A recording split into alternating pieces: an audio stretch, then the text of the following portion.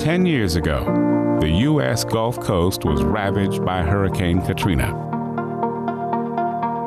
the deadliest and most destructive hurricane of the 2005 Atlantic hurricane season. 10 years ago, communities were devastated, lives were lost, and some changed forever. People had to fight hard in order to ensure their survival. But that's not how this story ends. 10 years ago, there was life and a fighting spirit in the midst of all the chaos. People cared about each other. Neighbors helped neighbors, and heroes stepped forward. It wasn't easy, but we stood together because we had to. We wanted to be there for each other, to get through the hard times. We, Walmart, our associates, volunteers, and partners have all learned so much during Hurricane Katrina. And we're glad to have had the opportunity to be here for the Gulf Coast at that time. 10 years since Katrina, and we've applied disaster relief, resiliency, and best practices around the world to help communities live better.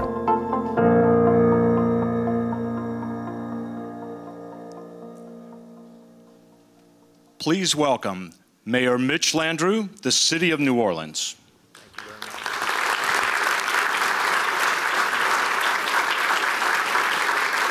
Thank you. Thank you very much. Doug, I don't know what to say about Walmart. You guys were with us in our darkest hour. I mean, you guys, when this thing happened, were here right away. And one of the reasons is because your employees were in it just like we were. And so I want to welcome you, and I want to thank you guys for hosting this event today, and also for hosting a day of service, which is really at the end of the day what it's about, right? Ken Sensor, the Vice President, welcome. My buddy, Harry, it's great to see you. Thank you so much for being such a great ambassador for the city of New Orleans. You might not know this, but you're the most famous New Orleanian. Did you know that? No. I'm just a little pup. And Governor Barber, our great partner and our friend from Mississippi, one of the great governors that the country's ever had. At a time, demonstrated tremendous leadership, and I thank you, and I'm happy to see you, and thank you for being here. Dan, thank you for coming as well. And Tony Robinson, who represents President Obama, Regional Director for FEMA, I appreciate your presence as well. And to all of you that are here with us, I look around the room and I see so many of our first responders who was with us, state troopers who were just champions at the time. You know how much I love you guys and how special you are. And to all the folks that work in emergency preparedness, I just can't tell you how much we appreciate what it is that you did for us. And so as we come to the 10th anniversary, we want to first remember all the lives that were lost. Can't ever forget that. We lost 1,800 plus American citizens across the entire Gulf Coast. We had 1 million homes that were hurt, 250,000 destroyed. It's really hard even for us to contemplate the breadth and the depth of the damage that were done. In most of the catastrophes that we have, as bad as they all are, most of them are geographically isolated. Not everybody gets hurt. Everybody else can kind of come help them. Here, everybody lost everything, wiped out. When Rita hit Lake Charles and Cameron Parish, there was literally not one building standing. And the Gulf Coast has had its share of catastrophe, from Betsy to Camille and then on and on. You know, we kind of thought this was just going to be a wind event, but the levees broke and it became a water event. And then, you know, like all hell broke loose. And the rules of engagement changed. And so, Colonel Edmondson, you were there with your team. And I just want to tell you that the response from the private citizens in the corporate sector really was just an incredible thing. And the truth of the matter is that from Walmart's perspective, you guys got at it right away. And let me tell you, that the faster that the private sector got stood back up, you got your stores opened up so people can get what they needed in terms of food, in terms of shelter. It made it a little bit easier for FEMA to get those MREs down to the ground. Now, I can remember one fight that we had with FEMA, and we've had many, And it's much, much better today, Tony, than it was then. But after about the 4th or 5th day of trying to figure out whether we could get MREs to the ground, somebody from FEMA kind of accused the folks in Louisiana of trying to suck down more MREs than maybe we needed or were entitled to. And I told this young man, I said, look, I don't know you that well, but let me make something real clear to you. No self-respecting Louisiana would ever choose to eat an MRE when they can eat etouffee. So get that out of your mind. That's not going to happen. And as we started rebuilding, I think we kind of got our legs underneath us and we got back on our way. But the first thing we want to do is to remember everybody that we're lost. Secondly, we want to make sure, and I know Governor Barber joins me in this, is thanking all of the people that came to our aid. This is something that should bring you to your knees. If you have any iota of empathy in your body and joy about people helping people, the rest of the world gasped at the possibility that a piece of America could just go away. And when they saw the pictures of that storm coming, Governor, and they saw the aftermath, and they saw the folks along the Gulf Coast, everything being gone, and then they saw the pictures of the Superdome, and they saw the pictures of the convention center, and they figured out that people were stuck in St. Bernard, and they knew this storm did not know race. It did not know creed. It did not know color. And you know what? It didn't know geography. It wiped everybody clean. They really thought for a minute that, oh, my God, we have actually lost a piece of America. And they gasped and said, what can I do to help? And then people rushed to our aid. Canadian Mounties got down here like in lickety-split. All right, we had folks from Israel that flew in that helped us, people from Australia, people from Qatar, people from the UAE. I'm going to tell you a story I heard the other day. I had a beautiful occasion to visit the Vatican at the Pope's request with a bunch of other mayors. And as I was standing there, a nun walked up to me who I had never met before and said, I want to tell you a story about some women in Liberia. And I said, really? She said, yeah, they work in a rock quarry. They make $1 a day. They heard about Katrina and the loss, and do you know they went to work and they worked extra hard, and together they raised $100 and sent it to the city of New Orleans to help the people of New Orleans. There are people who had nothing, gave everything so that the people on the Gulf Coast could live again. And that is emblematic of the great American spirit. And I like to believe that subsequent to Katrina and Rita, the people of the Gulf Coast have shown Americans a true American spirit of when you're down and when you're out, that you're going to stand back up again and come hell or high water. And we have had both, right? Katrina, Rita, Ike, Gustav, the national recession, the BP oil spill. If you're a man of faith, you got to ask, when are the locusts coming? And the people on the Gulf Coast really demonstrated to the rest of America what it takes to stand back up. But of course, we could have never done it without people helping people. And of course, all of our philanthropic partners. And we have not had a better partner than Walmart, who not only came in to help us rescue people, and not only came in to get their stores back up and operating, but when people were kind of guessing, are they really going to come back? Are they really going to make it? Are we really going to take that financial risk? Companies like Walmart said, not only are we going back, we're going to double down. You guys have opened 2 stores in this city in the last 2 years, creating 600 jobs, giving people in New Orleans the ability to stand themselves back up. And that is really just an unbelievable act of courage, and it is an act of confidence in us. And then finally, what you guys have been so great at helping us work through is the idea of resilience. Now, everybody knows that from an emergency preparedness point of view, the country's way better off than we were 10 years ago. We really kind of want thinking through it really clearly, although after September 11th, if we read the report, we would have known that where there's no clear command and control, where there's no clear coordination between and amongst all the government agencies in the private sector, where there's no interoperability, the ability to talk to each other when you can't see, you can't figure out where people are. So how are you going to get there? And just the downline logistics of getting the bus to where the people are tends to be complicated. Congressman Hamilton and Governor Keene actually wrote that in their report after September 11th. So 4 years later, when Katrina and Rita hit, guess what? We had not learned that lesson yet. But I think the country knows it a lot better today than it did 10 years ago. An emergency operation response, and I know that Mike Edmondson can tell you this, Mark Cooper certainly can, who is one of the great stars at Walmart, that the country is better at it because now we know terrorist attack, earthquake, hurricane, something big and bad is coming our way. And not only can you not stop it, you just got to get ready for it. But here's the thing. No storm, no terrorist attack, no earthquake is the same.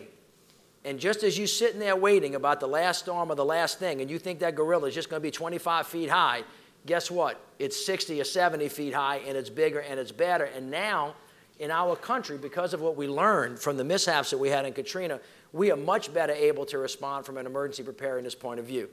The second thing that happened as a result of our work with you guys is we started thinking about resilience in a different way. And not only building barriers, like I call it the Great Wall of New Orleans. It's 1.2 miles long. It's 200 feet in the water. It's 26 feet deep. We're talking about coastal restoration. We're talking about building codes. We're talking about building back stronger. The idea of resilience is much deeper and much better because what we're doing is making sure that everybody in the neighborhoods is strong. And as we build back, resilience gets to be the theme of the day. And Walmart has helped lead that effort. And on top of that, has helped lead the effort about making sure that we continue to volunteer, continue to work, continue to make sure that the community shows up. So on behalf of the people of the city of New Orleans, I extend my heartfelt gratitude to all of you, to thanks Governor Barbour. It is great to be with you again. And Harry, thank you for being such a great ambassador for our wonderful city. God bless you all, and thanks so much.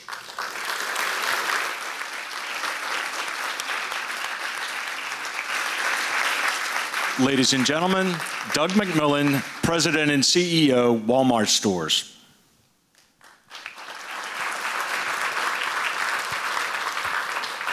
Thank you, Mr. Mayor. We really appreciate you being here and your words.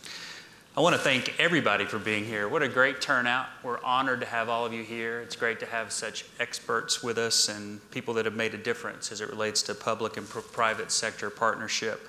We all have a role to play, whether it's before, during, or after a disaster strikes.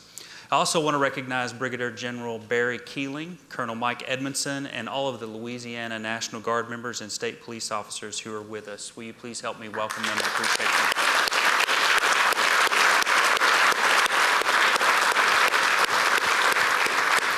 Thank you for what you do and for what you stand for. We're here today to support the communities of the Gulf Coast, to discuss lessons learned since Hurricane Katrina, and to support further disaster readiness and resiliency efforts. For many of us here, this is an emotional anniversary.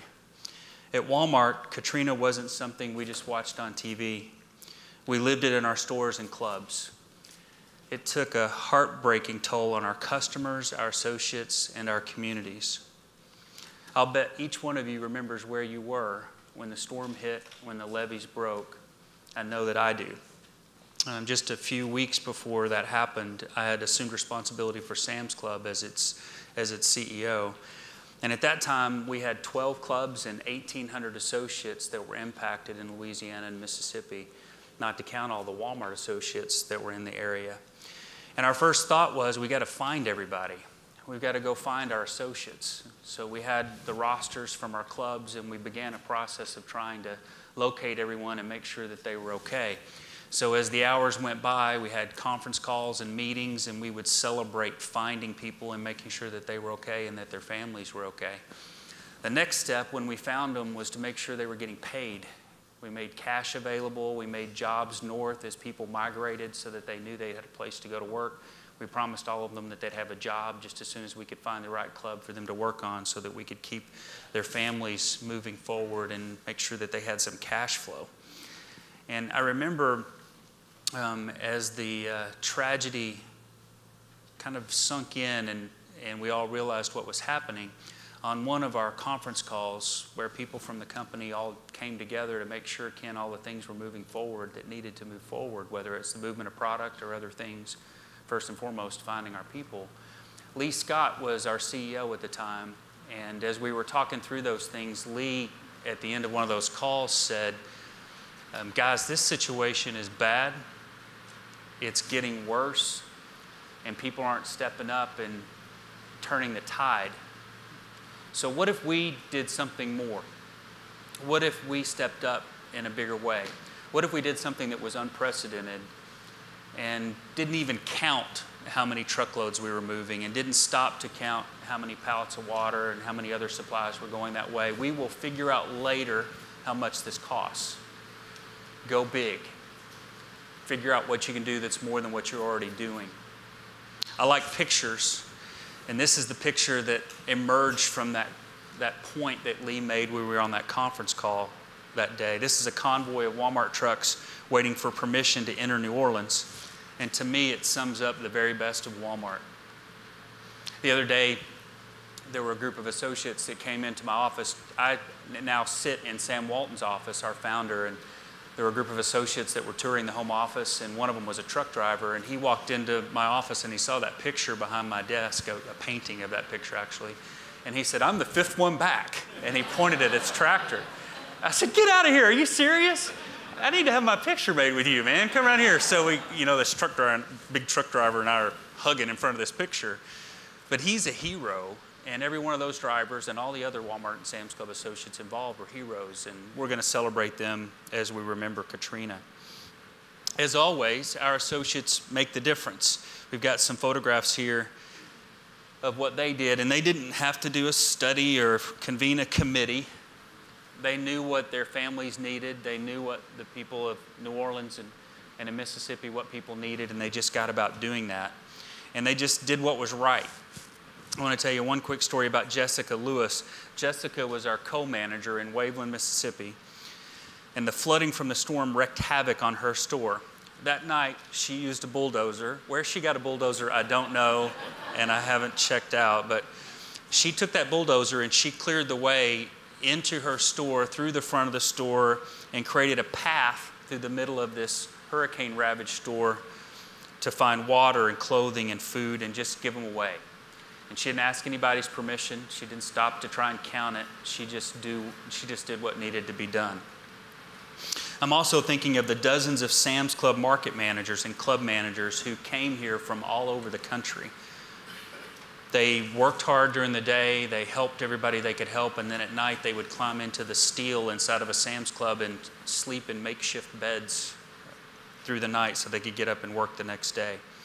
One of our officers, Mike Turner, who's a volunteer firefighter back in Arkansas, was dispatched down here and was helping land helicopters and things in our parking lots to help search and rescue teams, make sure they had food and make sure they had everything that they needed. And hundreds of people, just like Mike, did whatever needed to be done. They tried to reopen the clubs and stores as fast as they could and get back to normalcy, and I think we've got a picture of what one of those lines looked like outside of the Sam's Clubs.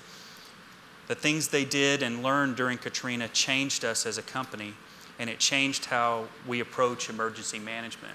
And I quickly just want to share 3 lessons that the company and I have learned from this experience.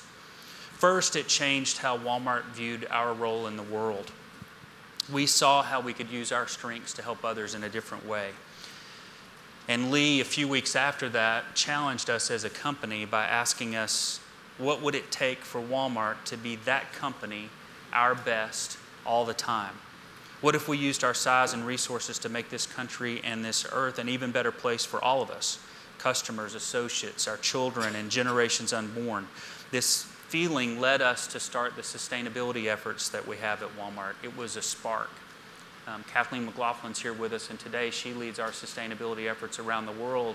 And I'm really proud to tell you that over the last decade, big and important things have been done in our supply chain with our own assets to try and create a situation where the world is more sustainable using the size and scale of Walmart. And that happened to a large extent because of the spark that happened here in New Orleans and in Mississippi. And we're really proud of that work and proud of how it started.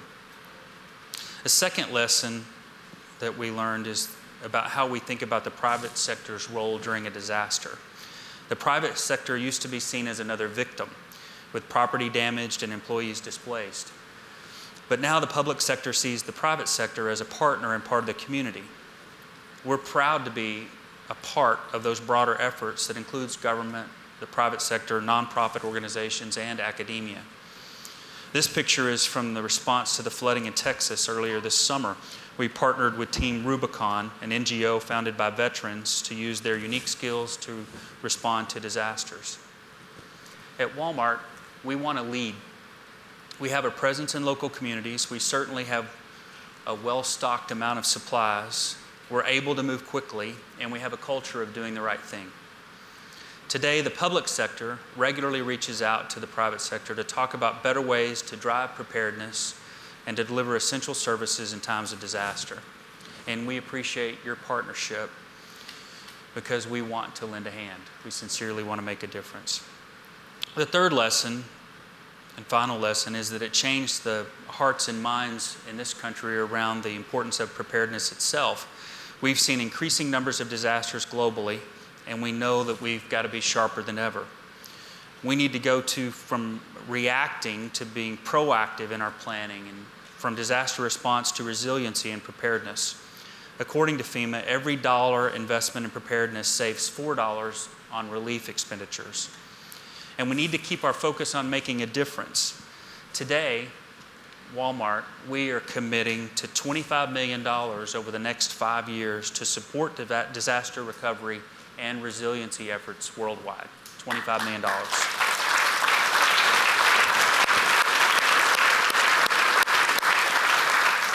And I'm proud to share that the Walmart Foundation is making an initial investment of $500,000 to local nonprofits in the Gulf Coast. So we all, thank you, Kathleen. We all have a part to play, and that's why we're here together. And we want to thank you for your investment of time. And we've got a great program today. I'm sure we'll learn a lot and we'll enjoy it together. And now it's my honor to turn things over to a proud son of New Orleans, a friend of mine and a friend of our company, Harry Connick Jr. Please welcome Harry. Thanks, Doug. Thank you.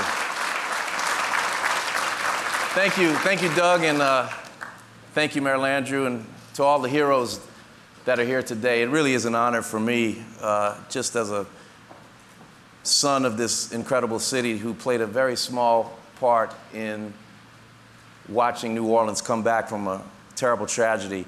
This room brings back incredible memories to me. I had my wedding reception in this room. Doug and I were talking before I came up, and he asked me how long I'd been married. I said 21 years, and he very boastfully said, well, I've been married 24 years. So great, you won that battle, great, great. Mitch and I were just talking about being under the stands during the Mardi Gras parades when we were kids, picking up doubloons, looking for doubloons. And I can honestly say that's the only thing we were looking at is doubloons under those stands. There's a lot of rumors about what goes on under those stands. All we were doing was getting doubloons and beads. The picture that Doug showed about all of the trucks coming in, I have to personally attest to that. The difference between my arrival into New Orleans the day after Katrina and the Walmart trucks when they came to New Orleans shortly after Katrina was that they waited for permission because there was such a huge convoy. I think it was 1,500 trucks or something like that. I don't know how many laws I broke finding my way into this. It was just, it looked like the Wild West. I mean, it was terrifying. And I did the only way I got down here was because Bob Wright, the former head of NBC, let me get on this plane. I called him, I said, man, I need to get down there. And I'll be honest with you, I don't know if I've ever said this, but I couldn't find my dad. He wasn't answering the phone, and I needed to check on my dad and my family. So I told Bob Wright, let me borrow your plane to get down to New Orleans. I need to go down there. He said, well, will you do some correspondence work for me for NBC? I said, I'll do whatever I have to do. So we got to Baton Rouge, and we were siphoning gas and all kinds of stuff to get here. And I remember getting to Canal Street. We were right in front of the Ritz Hotel, staying in a Winnebago. And around 6 or 7 o'clock in the morning, I guess this was 2 days after the levees broke, this guy recognized me and said, hey man, you need to come to the convention center. You need to see this. And he physically grabbed my hand and brought me down there. And the first thing he showed me was this sort of a mound covered by a blanket. He ripped the blanket off, and it was a dead elderly woman in a wheelchair. And then he brought me and showed me another dead body. And then Mayor Landrieu talked about how Katrina didn't know class or color or creed.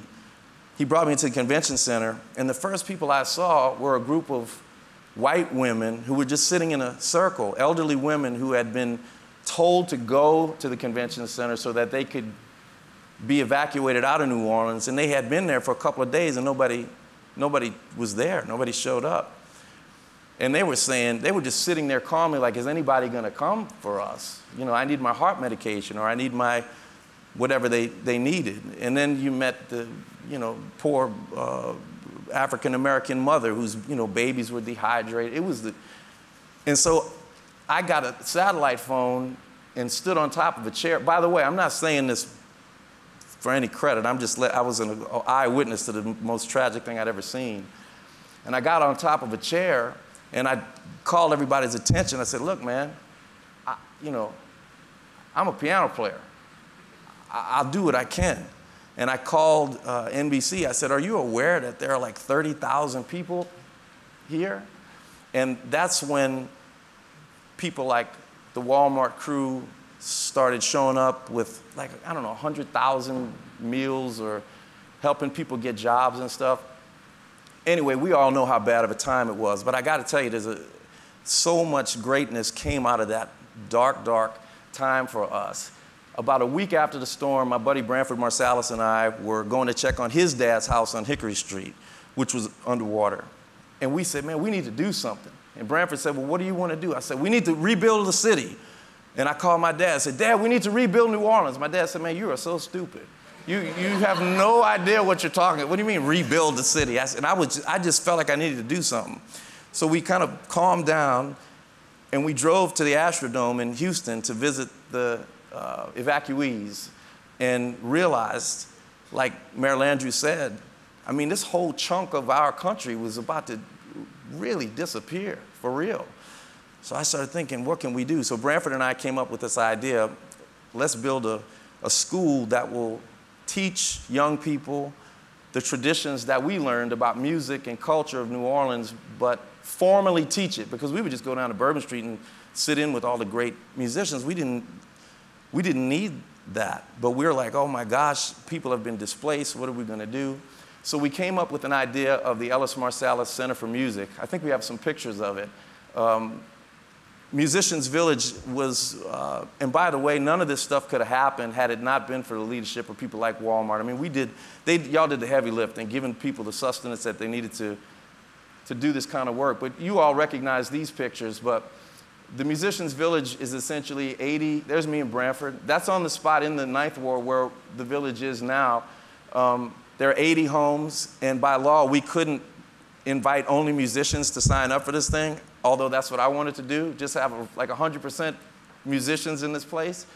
But we told them there's a federal mandate that says if you're not, if you can't exclude non-musicians. So we just told every musician we knew, please sign up for this. So 80% of these 80 homes are now occupied by musicians and their families.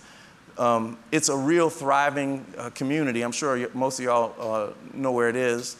And now we have the center, which is this multi-million-dollar facility right in the middle that's got the best recording studio in New Orleans. There's me and Ellis. For those of y'all who don't know, that's Ellis Marsalis on the right, and Branford. And it's the most exciting thing in the world. And for the record, it's a lifelong project for me, just like Walmart is committed for life. And by the way, this guy here, Doug McMillon, is the real deal. I have seen him make ballsy decisions since he's been president of this company, and I have nothing but incredible admiration for you. I think they're so lucky to have you and all the people that work with you. There's our Center for Music. We have kids showing up, hundreds and hundreds of kids getting music lessons, and it's just an amazing thing. So, you know, I'm not gonna waste y'all's time and go on, but I'm so proud of this city. I'm so proud that Walmart asked me to be a part of this. I feel humbled to be in y'all's presence because y'all are the real heroes here. But, oh, that's our concert hall. It's like being in Venice or something. It's just amazing. And look at all these kids. They need about that much opportunity, just a little teeny bit to become the next Louis Armstrong or Wynton Marsalis or whatever. Anyway, I'm very proud. Doug, thank you. Thanks to Walmart. It's a great honor for me to be here today, and I hope y'all have a good time. Thank you very much.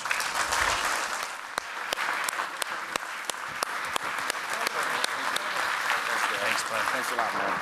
I'll talk to you soon. Yes, bud. See you. Hi, I'm Jacqueline Manson, and I'm currently a Walmart associate for more than 20 years. I'm also an office associate at store 912. And when I remember Katrina, I choose to focus on the good things. And more than anything, it was the people that was there like we are here today. I'm happy to be here with all of y'all today. I have the pleasure of introducing Mr. Ken Sensor.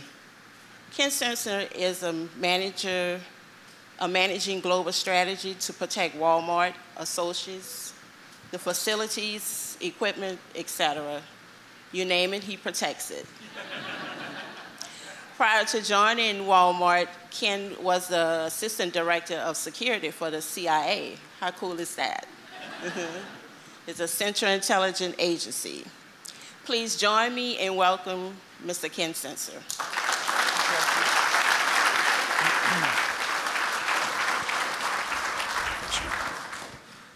Jackie, thanks for the great introduction, and more importantly, thanks for what you do to serve our customers and our community every day. It really does make a difference.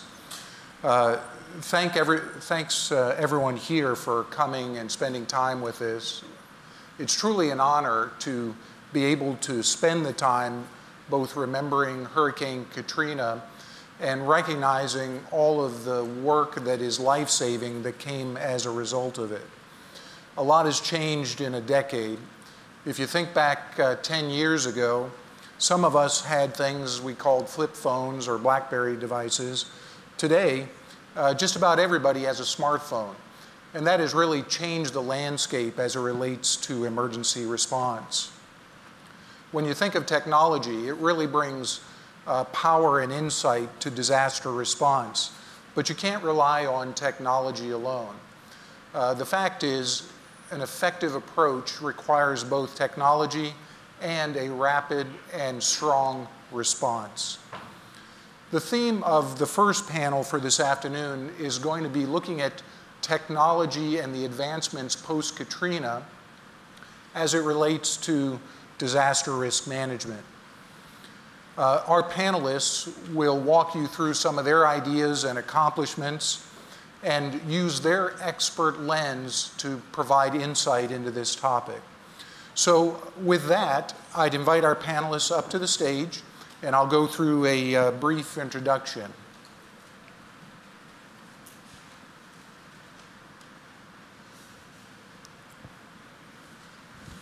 Yeah, you first. There you go. Thank you, Richard.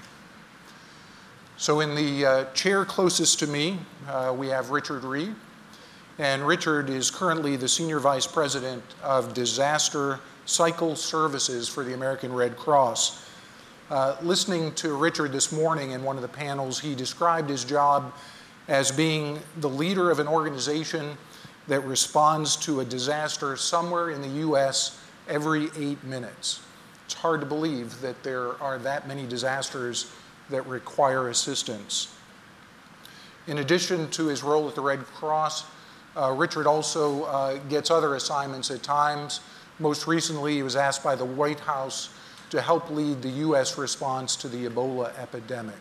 So Richard, thanks for being here.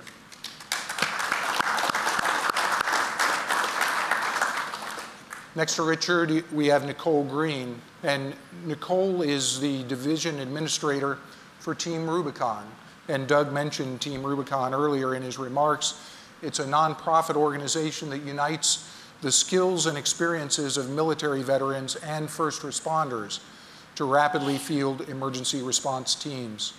She's responsible for the organization's growth and operations west of the Mississippi, and is a veteran of the US Air Force. Thank you, Nicole. Sitting next to Nicole is Neil Ash, and Neil is the president and CEO of Walmart's global e-commerce. He started with Walmart in January 2012, and he's responsible for the development of strategy and platform to allow us to integrate our physical and retail space so that we can adequately serve our customers. Prior to Walmart, Neil ran CBS Interactive and was responsible for many of their properties. Thanks, Neil.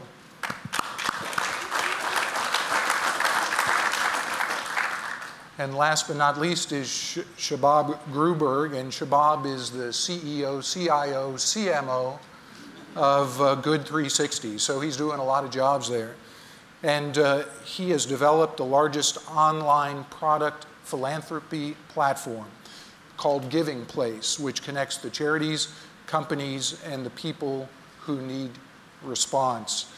He's a problem solver. He's consulted to more than 150 nonprofits. Let's welcome Shabab. So our first question for the panel is going to go to Richard. And Richard, as the American Red Cross, you're really the most tenured organization on the stage today. Talk to us about how technology has changed the preparedness and resiliency of the American Red Cross since Katrina. Great, thank you, Ken. So what I would tell you is, like I think everybody else, there's a lot of data out there. There's data about all kinds of things. And in the world in which I work and the communities in which we live, the challenge is to turn data into information. And it sounds easy, it's not always the case. I think the evolution of the technology has outpaced sort of the thinking on how do you integrate it at a systems level, or even at a systems of systems level. When you think about preparing, responding, recovering, in the way we do it here in America, which is different than the way others do it, there are multiple players. Some have legislative roles, some have law enforcement roles, some have philanthropic roles, some have faith-based roles, some have city, county, parish roles. And the challenge is how do you integrate those roles, coordinate those roles in a way that delivers an outcome that is meaningful for somebody other than themselves, which is to say, how do you do service delivery, or whatever service it is, and do it in a coordinated way. We are, in some ways, in the American Red Cross, and I would say this with a straight face, it's sort of like the New York City Fire Department, 150 years of experience unimpeded by progress, where you spend a lot of time trying to evolve to the next step, leveraging the technology in a way, in a workforce that doesn't always understand it and therefore sometimes resists it. I think for us, we have found a way to partner with everyone from Google to Microsoft, certainly with our partners at UPS and at Walmart and others, to pick the best practices around everything from supply chain to how do you array your resources in a way that you can get to them quickly. How do you leverage the technology so you can talk up, down, and across the verticals and horizontals of government and other nonprofits, and then with the everyday people, citizens. How do you alert, notify? How do you provide situational awareness? How do you use data, turn it into information to help make decisions that are timely and effective? And then how do you adjust and change those decisions as the environment continues to change?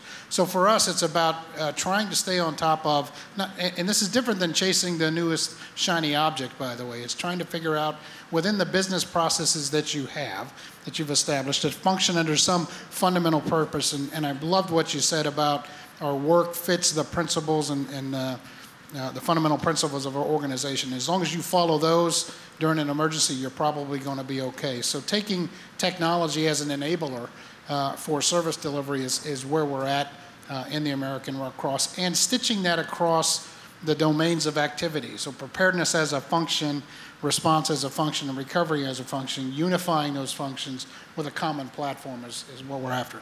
Thanks, Richard. The next question is for Nicole, and Team Rubicon is really the point of the spear. The purpose is to go in immediately after a disaster before there's time for more organized first responders to get there. How are you using technology to prepare your organization and its members before the disaster arises and during the response? That's a great question. As a young organization, we're growing rapidly. We currently have 30,000 team members all across America. And the demand is moving faster than the supply, which is a good problem to have. So how have we adapted to that? In a couple of ways. Before a disaster, one system that we rely on, it's a learning management system. And so we're able to use it to offer online training as well as track the skill sets of our team members. And so what that means is when a disaster happens, whether it's in the United States or, for example, Nepal, through that system, we're able to quickly and easily put a team together. So we can tag and sort people and figure out how many people do we have available that have chainsaw training, who's passed their background check, who's completed pre-deployment basic training, how many Nepalese native speakers do we have available who could be on a plane out of Los Angeles within the next 24 hours. When we're actually responding, we rely heavily on a system called Palantir for damage assessments. Those of you with military or security experience may be more familiar with Palantir as an analytical tool that can be useful for things such as mapping relationships among terrorist networks. We used it for a lot of counterinsurgency work in Iraq, but at Team Rubicon, we use it for damage assessments. And you can put different layers of data into Palantir. So for example, when we were working in the Northeast in 2012 after Hurricane Sandy, we were able to overlay data sets about damage assessments with population density, with income, with age, to help identify where were the populations that were at the greatest risk, so we could prioritize our focus and our resources. A few other tools that we use, one is Everbridge.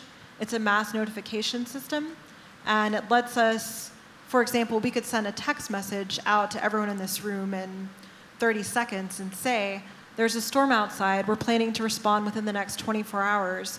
Please go register your availability if you can come out and work with us for a few days. We also work with a company called Salamander to provide ID badges so you can swipe in and out of, like if you're traveling, you're on scene, how are we keeping up with personnel accountability? How do we know when everyone's arrived? Are they here safely? Did they leave? We're able to keep up with that through Salamander and through these ID badges. And last but not least, we've been doing some work with drones.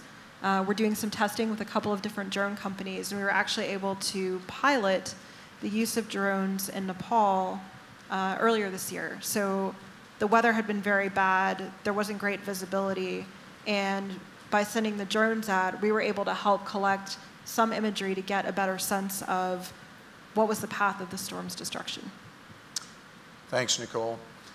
Neil, you've done a great job at Walmart of raising the technology platform that we use. What are the trends that you see in Silicon Valley, and what role is Walmart.com and Walmart stores playing in disaster resilience? Yeah, you know, one of the things that I think often gets overlooked about technology is how human technology is. And so, you know, I'd take you back to what Harry was saying. As somebody who's been, I have been to New Orleans many times, and before the hurricane, and it's a great city comprised of wonderful people. And so we all paid close attention when the hurricane was approaching, but then we didn't know. You know, and as Harry said, he stood up with his satellite phone and called NBC News and called Bob Wright and said, hey, do you realize there's 30,000 people here? And what's fundamentally different is that that will never happen again. So the Apple iPhone was introduced in 2006. It's hard to contemplate, except for when you looked at some of the pictures that Doug showed of the cars that were in those pictures, how different a time that was. But there was no cell phone. There was no iPhone, really. And as a result, there was no Twitter, there was no Snapchat, there was no Periscope, there was no, none of the communication that we take for granted today. So going forward, the next time this unfortunately happens somewhere, every citizen will be a journalist. Every citizen will be a first responder. And the tools that all of us are building take for granted that they have that supercomputer in their pocket, which allows us to communicate with them and allows them to communicate with us. So those images will get to us days earlier than they did in this case. And so that's very much how we think about technology, which is how can we tie that together to the person at the other end of the line, and then how do we marshal those resources to power those forward. So as you think about our involvement from a technology platform connected to a physical distribution network, we have the ability to now project communication first and foremost. So whether that's to your phone or to the smart televisions in our stores where we can give weather reports or give information about things that people need to do, or we can marshal resources. So obviously all of the technology that they're describing also underpins our supply chain network. So we can make that connection from the person who's got that supercomputer in their pocket and is both a victim and a journalist and a first responder, and we can help to get them what they need as quickly as we can. Thanks, Neil. Our final question goes to Shabab, and as I mentioned, Good 360 ties those in need with those that have goods to provide. Explain how your technology is being utilized by the organization to help facilitate disaster support. Sure. And first thing is, Good 360 has distributed over 350 million products online through charities who need them. And what really allows us to do that is our mission is all of your mission. Is every charity who needs something, they can use our platform to get what they need. And the big question here is, from independent research, 60%, 60, of all in-kind donated goods that are distributed during a disaster relief end up in the landfill, end up in the trash. Big, big problems. And what we're saying is, how do we get the right products to the right people at the right time?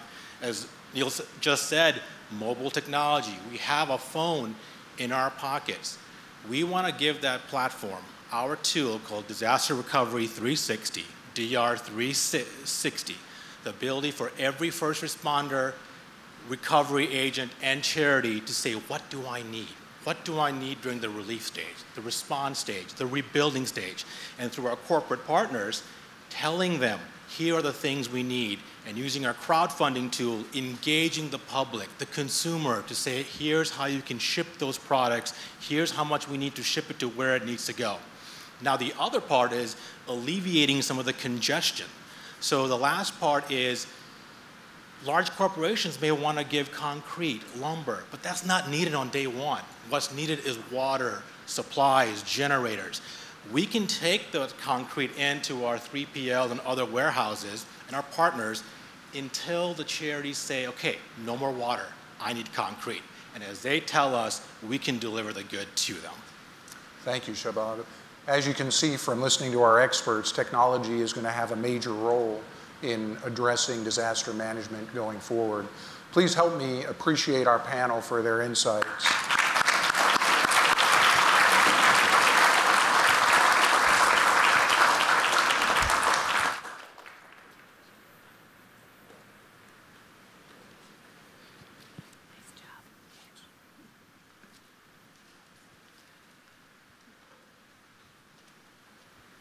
Hello, I'm Art Moderer, the Sam's Club manager and associate for the past 29 years. I had the opportunity 10 years ago to go back and reopen the Kenner Sam's Club, and was one of the first retailers open in the New Orleans area. It was a very challenging, and it was very rewarding at the same time.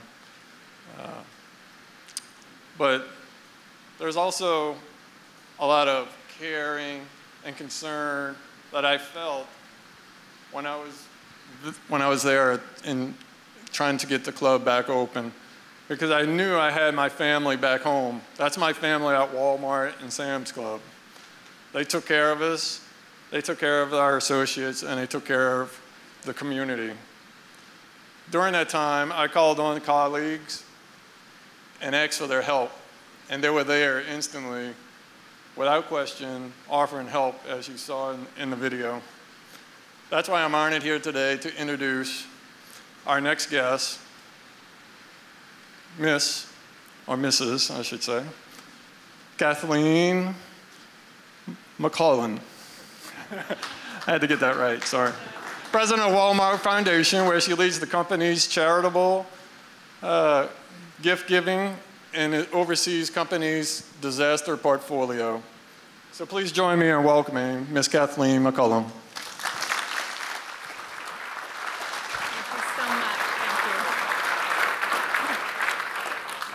Thanks very much, Art. You know, we're just so thankful to be here 10 years after Katrina in this community where we live and work. We're very Grateful to be here and also very proud to be a growing part of this community. Thank you all for coming here and being with us here today. You know, we talked about the $25 million announcement today. Thanks, Doug, for making that. We're very excited. And over the years, our role in disaster has shifted a bit from what began as almost an accidental part in a response in Katrina to something that became more intentional, and then more recently, we've been focused on resilience as well. And our focus in resilience is really about strengthening the capacity of people to respond in the moment. And so the $500,000 that you mentioned that we'll be investing in the next little while in the Gulf Coast, many of those grants are about that. How can we help people be more equipped to respond? And so we'll be investing in folks like the St. Bernard Project, Evacueteer, and so on, and that's really our focus. We're also, given that, quite happy to be sponsoring the Citywide Day of Service on August 29th. Very excited about that. And so, you know, we just invite folks, if you haven't signed up already, go to katrina10.org. You can sign up there to be part of that day, and many of us will be there with our sleeves rolled up and really happy to provide some support to the city here for that event.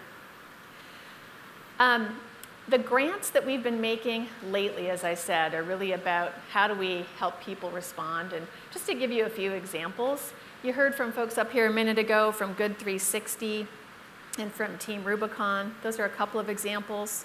We're also investing in an organization called Pixera, which is looking to build a global disaster response corps along the lines of Team Rubicon. And in fact, Team Rubicon is one of the folks that we're collaborating with Pixera. And we have 12 Pixera fellows who are here today, who've come here to get some training over the next few weeks, and we'll be deploying them. Are they here in the room? Can you get to stand up so folks can see who you are? I know we've got a number of them here today. There's folks. Thank you. Don't be shy. And also the UN. The UN has been playing a very important role in not only response, but also risk management and risk reduction. So we've made an investment with the UN to focus on the resilience of communities. So we're quite excited about those partnerships. And partnerships is a key theme that we've learned since Katrina is really critical in terms of disaster response. You will have seen when you came in on your chairs this report from LSU that we commissioned to help frame the conversations in this session today and some other sessions we had this morning. And there's some good insights here about what we've learned as a response community in the last 10 years. Partnerships is a very important element. So we're going to watch a video about Team Rubicon, one of our partners, and then it'll be my pleasure to host a panel discussion around the role of public-private partnerships in disaster.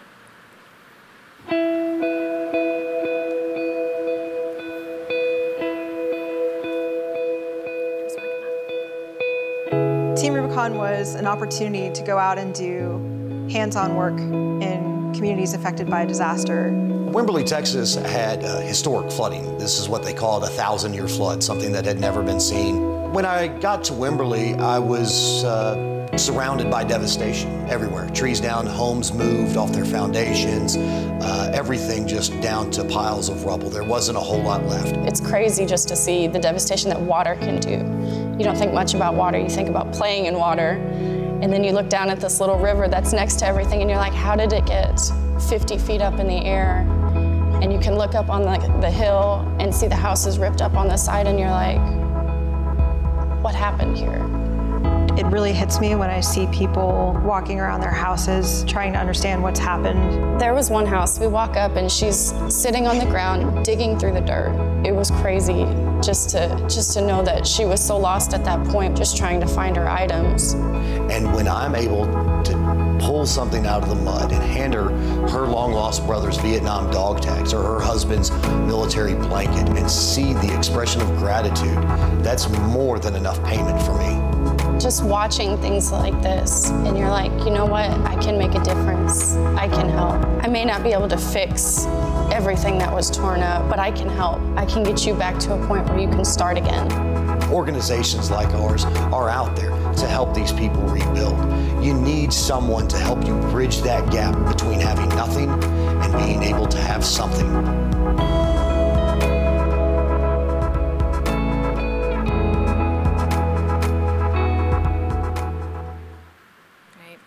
Well, it's wonderful grantees and partners like Team Rubicon that certainly allow us at Walmart to extend the impact of what we do. So a few minutes ago, we got to hear about technology and how important technology is in response. In this conversation, we're going to be focusing on partnerships, and in particular, the importance of public-private partnerships in mounting effective responses to disaster. And Katrina certainly shaped our collective understanding of just how important those kinds of partnerships are. I'd like to introduce the panel. First, I'd like to introduce Dr. Jose Juan Batista. He's a J.P. Morgan Chase Endowed Professor of Business Solutions to Urban Economic Problems right here at Xavier University. So welcome, Dr. Batista. Brian Lipper serves as the Vice President for City Relationships at the Rockefeller Foundation's 100 Resilient Cities Initiative. So welcome, Brian. Thank you for being here. Ricardo Mena is a director at the UN Disaster Risk Reduction Office, and he's been with the UN since 1993. So welcome, Ricardo. And finally, Joe Ruiz directs UPS's Humanitarian Relief and Resilience Program. So thanks for being with us today, Joe.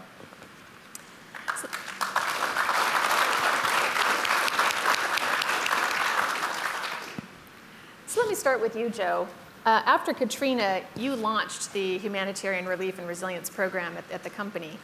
And it'd be great for folks to hear about some of the PPPs that you've been part of since then, and what you've learned about the assets that the private sector can bring to bear in disaster situations, and some of the success factors, some of the challenges. Kathleen, thank you for having me on the panel today, and it's been a great day.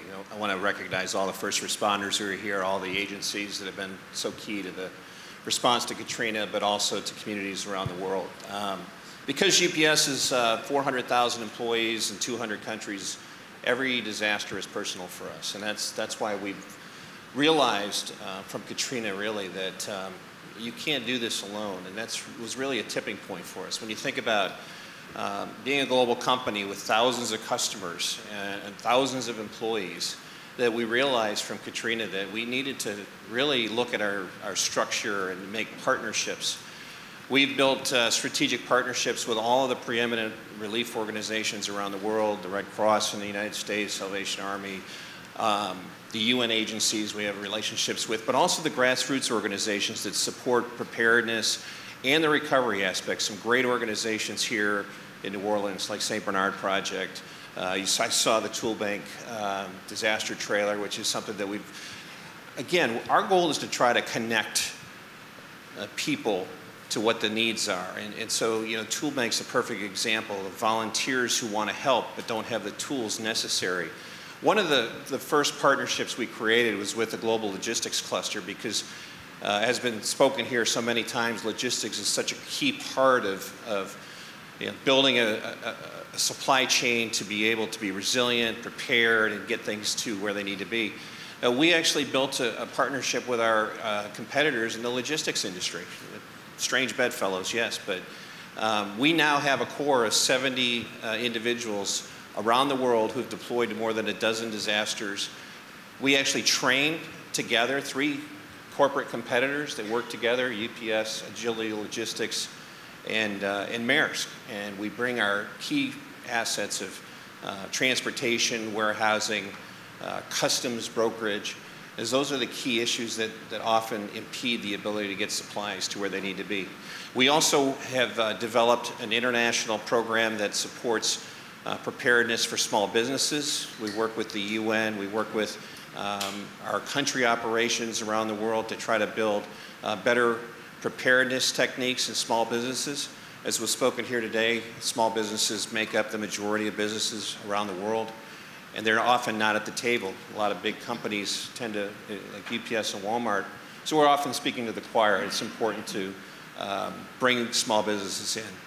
And finally, I would say the one thing that we have learned is that big corporations like Walmart, UPS, have a great obligation to prepare our own employees, because we know that only when our employees feel like their families are safe and they're secure, then can we get people back to work and start helping the process of rebuilding the community? And that's so important. We were very proud to be back up and running here in New Orleans 18 days after the disaster. We made sure that our employees had employment. We moved them to other locations in the interim. We put them to work as responders. We worked with Governor Barber and had someone running the logistics warehouse in Mississippi. So we're very proud to be a part of this community, and we're very committed to helping this community as well as all communities be safe. Thank you, Joe. You know, it's interesting, and certainly in Katrina and in other disasters, it's often the employees of companies like UPS, because they're supported by the company, are often ones who rise to the occasion as local heroes, and we'll hear about some of those stories a bit later. Bryna, your focus at the Rockefeller Foundation is on strengthening the resilience of cities. Can you tell us about the 100 Resilient Cities Initiative and some of the things you're doing to do that? Certainly. We, unlike many of you here in this room, are often looking at disaster response or disaster recovery and disaster management. We're looking almost always at the other side of the coin.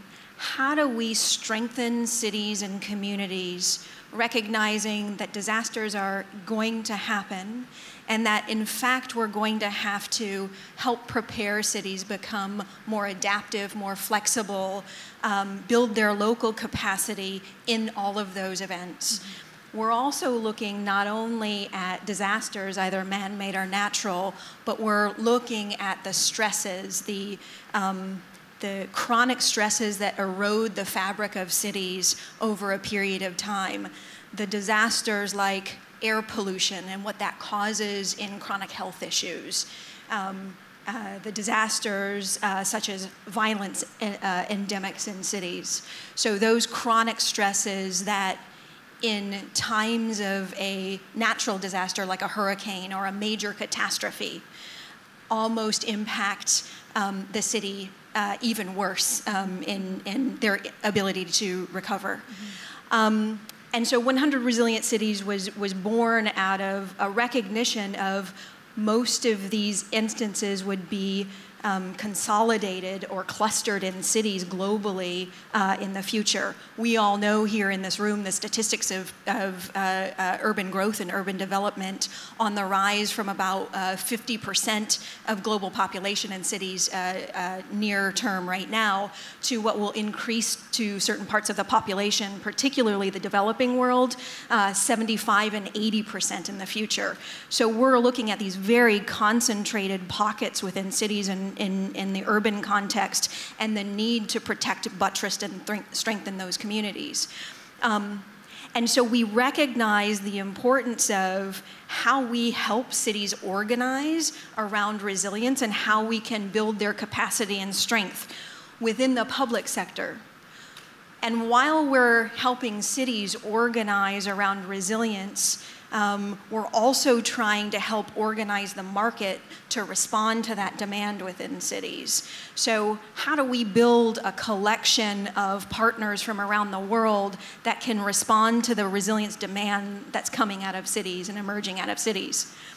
And New Orleans, of course, is one of the cities that was almost automatically selected for the 100 Resilient Cities program initially.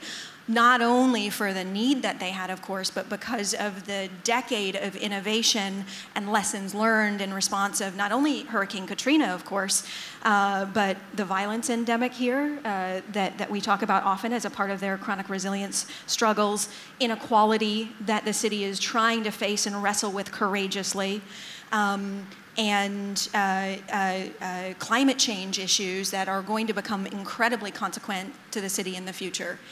So how do we help cities like New Orleans organize around that agenda and state what their public policy priorities are? And then how do we help the market respond to what those public priorities are? And so a great example of that is just here in New Orleans in particular.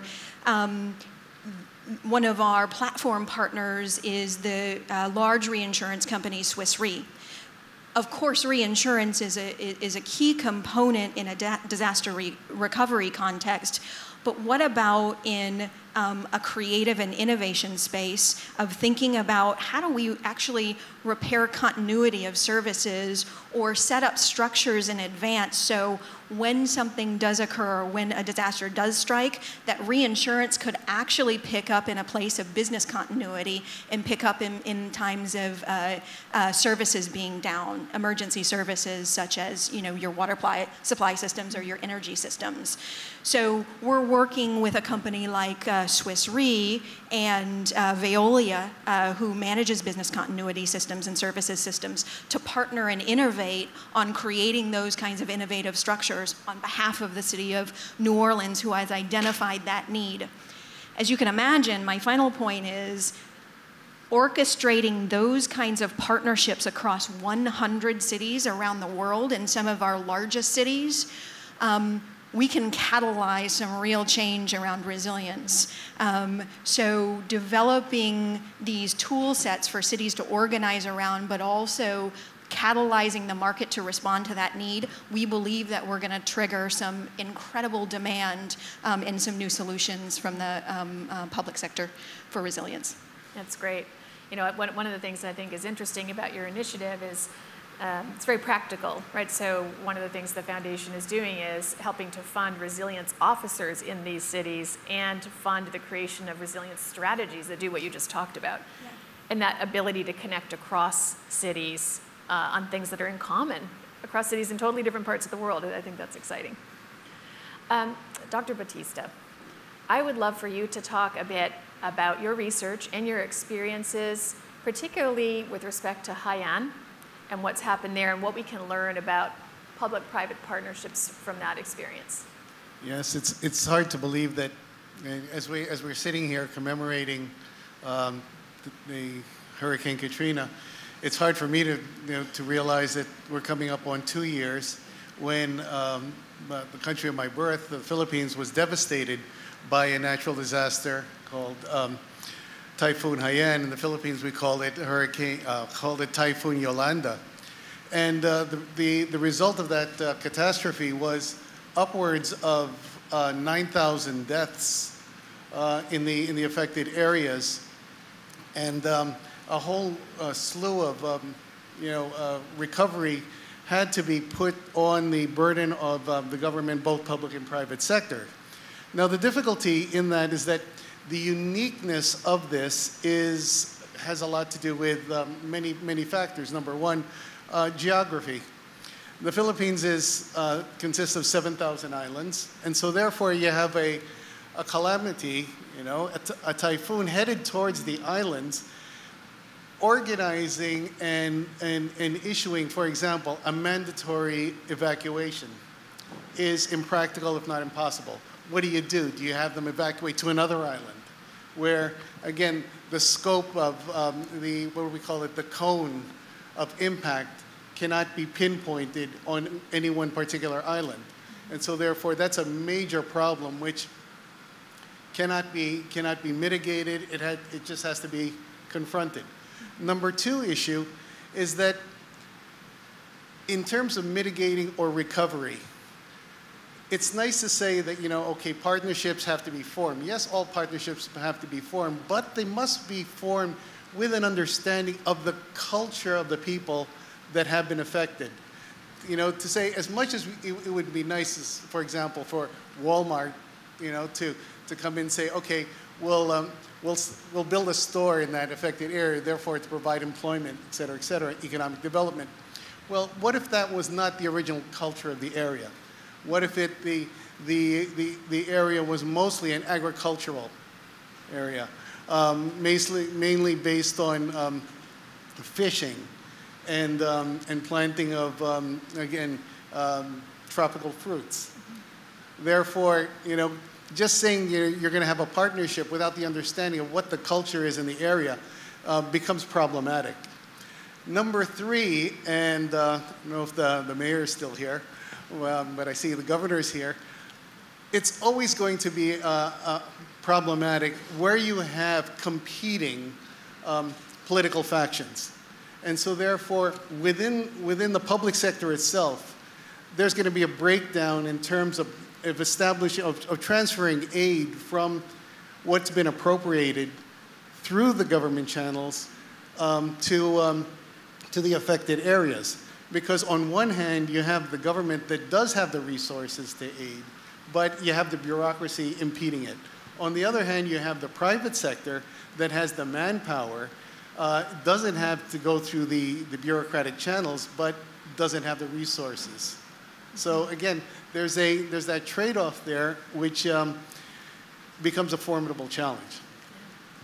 Lots of challenges, and Ricardo, I think you, just given your work at the UN for many, many years, you sort of sit at an interesting nexus between governments and private sector. I'd love to hear your perspective on what you've seen evolve over the last 10 years and where you think we need to go. Thank you very much. Good afternoon to all, and thank you very much for inviting us to be part of the panel. Well, I'm going to make 3 points.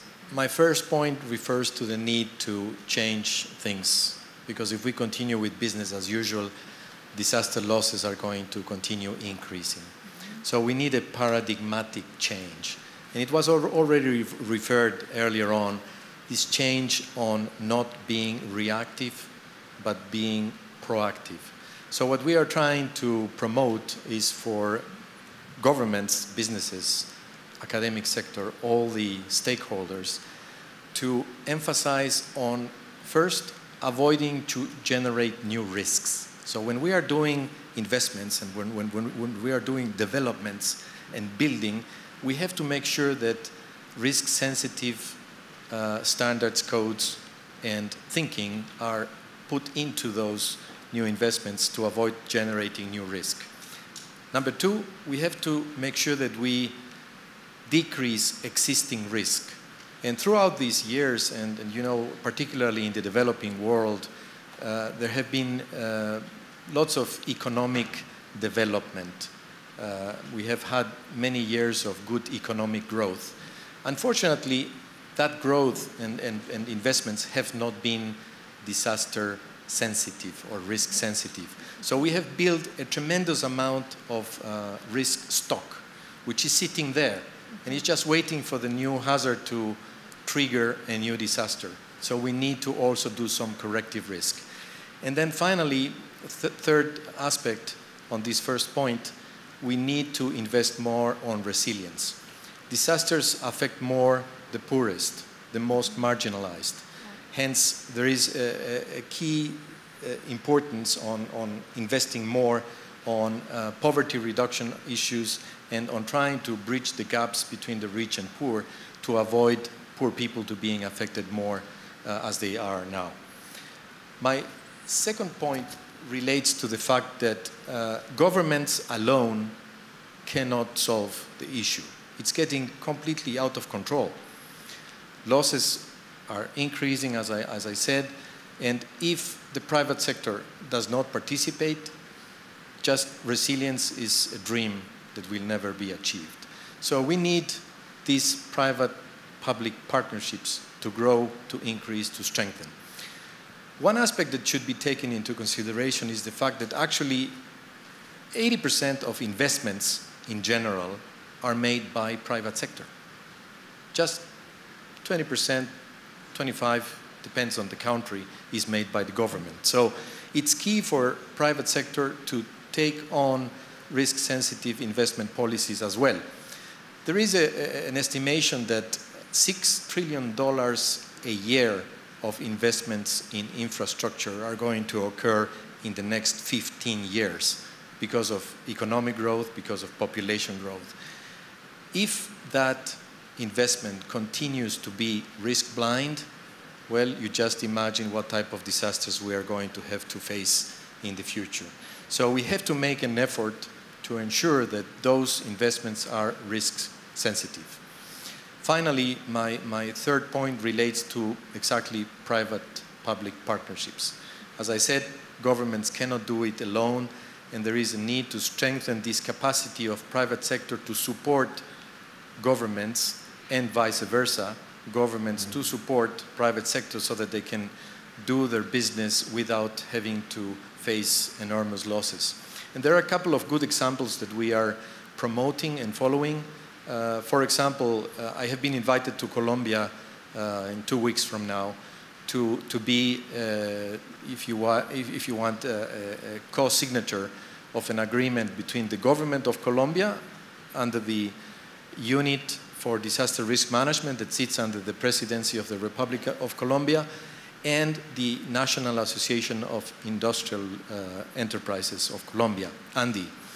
And they are now actually renovating a memorandum of understanding to make sure that this new paradigm of being more proactive and doing prospective and corrective risk is filtered down to all enterprises in Colombia at all levels. So these are the type of initiatives that we think are going to make the difference. And I insist, without private sector participation, the problem is just not going to be resolved. Thank you. So it's about bringing more of a risk management mindset to this topic, not just recovery, and that's true for all sectors. One last question, and this can be for anyone to answer. What advice would you give to the people in this room? We've got folks here representing government, private sector, civil society. What's one practical thing that we could do to strengthen the ties across the sector, across the sectors? Well, we are proponents of more opportunities like you're presenting today. The opportunities, there are many convenings, opportunities for the public sector, the private sector to come together. Next year will be the World Humanitarian Summit. As Ricardo mentioned, they just had the big disaster risk reduction conference in Sendai. But we have to get more groups engaged. We need to have inclusion in this discussion about resilience. It can't just be the traditional large private sector company, the large response agency. We need to be inclusive of all groups. We need to be inclusive of all genders, the disabled, people with special needs, to make sure that when we're building resilient communities, that we're taking into account the needs of the entire community. And that's really the only way I see that we can continue to grow the resilience by being more inclusive in these discussions. Okay. On behalf of Walmart, I want to thank you all for joining us here today. Thank you very much. Let's appreciate the panel.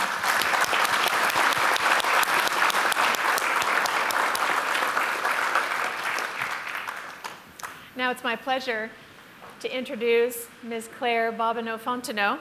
She is Executive Vice President and Treasurer of Walmart Stores. And she is a native Louisianan. Did I say that right, Claire? You did.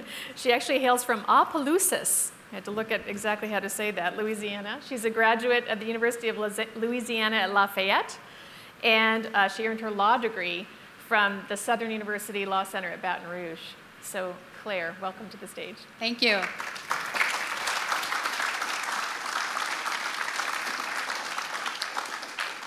I'd like to begin by acknowledging this location and its importance to me. Some of my favorite activities over Mardi Gras have actually happened here at Gallier Hall.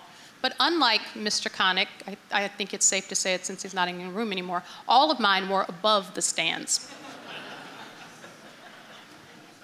When I think of Katrina, it's very personal for me, as it is for, I'm sure, many of the people who are in the room. I'm sure, like me, it evokes a range of emotions. Emotions like panic, sadness, frustration. But for me, there was an added emotion of guilt, because almost exactly 1 year after I joined Walmart, Katrina hit the Gulf Coast and this state that I love so much. The guilt that it invoked in me was primarily because for several days, there were members of my family that we couldn't find. And in fact, my very best friend, Vicki Charles, is a nurse at the VA hospital that's not very far from here. And I couldn't find her either.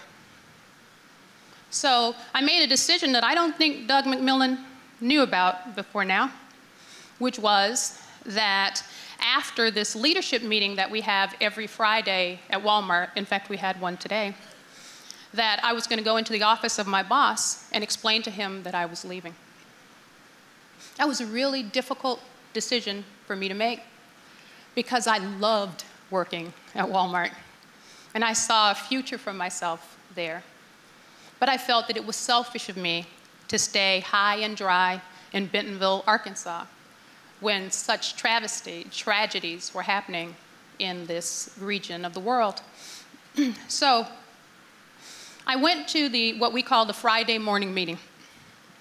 And I sat back and presentation after presentation after presentation was had talking about what Walmart was doing in New Orleans and what Walmart was doing in the Gulf Coast. And the one that stood out so vividly for me was one that Doug actually featured just a few minutes ago. And it was the story of that assistant manager in Waveland, Mississippi, who found a bulldozer and rammed through the front of the store and did what had to be done. So it dawned upon me that although I'm sure optically you can tell I'm a really strong person, yeah, right? That what I could do alone in Louisiana was nowhere near what I could do as a part of the Walmart family. So I'm confident that my decision to stay at Walmart was the right one.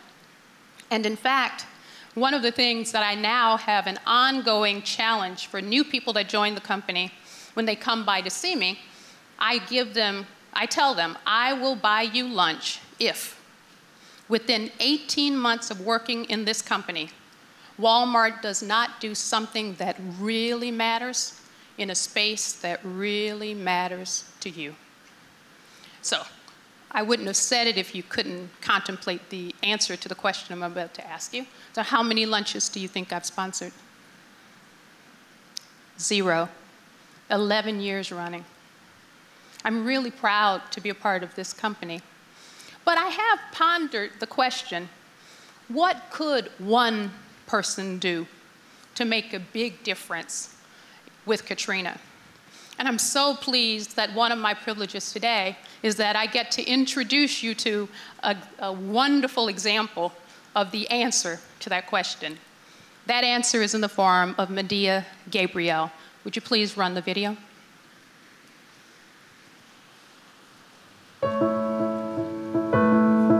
Before Hurricane Katrina hit, I was working at Memorial Baptist Hospital on Napoleon Avenue in New Orleans, working in the NICU with the premature babies. We had already, the night before the storm, on the 28th, moved infants from one side of the nursery to an inner room, which was a surgery suite to protect them from wind and any window exposure. I have pictures showing me as early as 12 noon that water was already up to the bumpers outside of the hospital. We didn't know if it was gonna rise and fall. And we continued that night, Monday night, to care for the babies, and they started planning evacuations on Tuesday. The engineering guys led us through a back hallway through industrial machines. And when we came to a wall, there was a hole in the wall. Bricks had been removed. And on the other side of the hole in the wall was a man waiting, one of the nurse practitioners waiting, and they had a truck. So we began to pass our babies through the hole to the nurse practitioner and the man on the other side. At that point, it was very hard because now these infants that we've cared so long for, you're putting them in the back of a truck bed, but this is the only route to get to the heliport. One mom did contact me on Facebook. She said, "No, you just don't know. You do not understand what you did for me. You kept me steadfast in knowing that my baby was going to be all right and he's all right." If I had been in the situation that our families were in during Hurricane Katrina, either in the newborn nursery or the NICU, I would have screamed from the mountaintops that I needed Nurse Medea to be the person to take care of my child. My name's Medea Gabriel. I'm a resident of New Orleans and I'm a Hurricane Katrina survivor.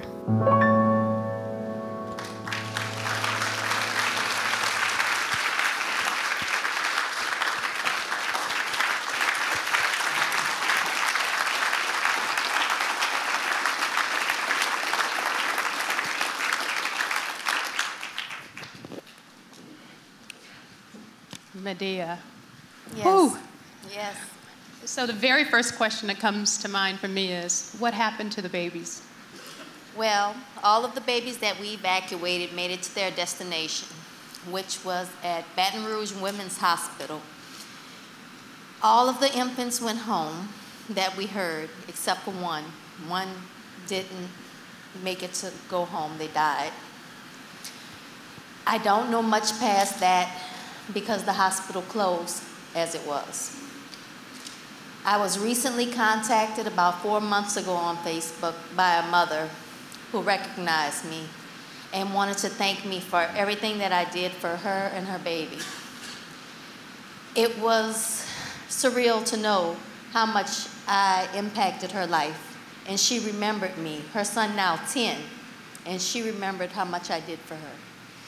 I also saw a story of one of the infants who I helped to get to the heliport is also 10 years old and doing well. So just knowing that these kids are now 10 years old, it lets me go on. One of the things that I find absolutely extraordinary is that the video and what it reveals is enough to help us to know why it is that we would celebrate you today. But it actually doesn't even tell the whole story. And I want to grab a couple of additional facts that I learned about your experience. Apparently, your mother became ill. Yes. And was admitted to the hospital. Yes. You had to evacuate her. Yes. And then your whole family had to be evacuated from the hospital. Yes. And then you had to walk through the city in order to navigate your path to recovery. Why don't you give us some additional understanding of what it was like for you during those days after Katrina? Well, first of all, once my job was done, and because my mother was ill, my heart fell towards her. They had begun evacuating other patients out of the hospital, and I found out that they were taking single nurses to travel because some didn't have family at the hospital. My best friend Monique, who was seen in the pictures, in the video, she was a single nurse and able to travel. I told her, get her things, you're going with my mother. And so got her where she needed to be. And we ended up at my college roommate's home in New Iberia. Her family took us in and her community took us in because they supported us. I had to start a new job in a new city, Dallas, and deal with a difficult marriage that I was in at the time. But now I'm back in New Orleans and working with pediatric HIV-infected infants and parents who I do research with now. And let's not fail to mention, you have a new hubby back there too, don't you? Okay. Yes. Excellent. Yes. Now, in the background, Medea and I have agreed on most things. There have been a couple of things we've disagreed about. One of them is, what's the best hot sauce to use on charbroiled oysters? Louisiana. Tabasco. Louisiana. Okay. I'll let you win because of the audience and the whole hero thing. But Louisiana is the top producer of any hot sauce. Yes, ma'am. Okay. Yes, ma'am. We can agree on that. The second thing that I will not let you win on is that you shy away from the title of hero. You absolutely are a hero, and we're the ones who get to decide that. But I do want you to take this opportunity to talk about, you told me that there were some other people who were heroes too, and why don't you talk about them? Thank you for seeing me as a hero. But I also know that every coworker that I had there in the hospital with me was also a hero. They were separated from their families. My best friend was a great hero to me because I put my mother's life in her hand, and she stood to the task. The people who drove their boats to pick up patients and staff from the hospital, they bought their own private vehicles and navigated us to dry land. Along the way, just Tammy, my college roommate, she was a hero to me because she opened her house to my whole family without hesitation. I also met a host family in Dallas who just walked up to me and like, you're from New Orleans. We used to live there many years ago. How can we help you? Wow. So it takes a community. Another thing I realized, the Red Cross, they provided an avenue for people to connect because we had to go online and search for people. There was a database that they provided to us. And the people who are running that database do not know what it meant to be able to see your family's name and know they went somewhere. So that was very important. Excellent, excellent. So I think I know that you don't ever truly get over an event or a series of events like Katrina. No. But as a final question, can you talk to us about the progress you think we've made since Katrina? Since Katrina, I can tell you that I'm in a totally different place than I was before Katrina. I've found peace and joy in this recovery. The city also is better than it used to be. Everything isn't as good as it used to be. Things are better than it used to be. And through the growth that we're experiencing, I think our resilience reigns through. Excellent, excellent. One last bit of applause for my hero, Medea.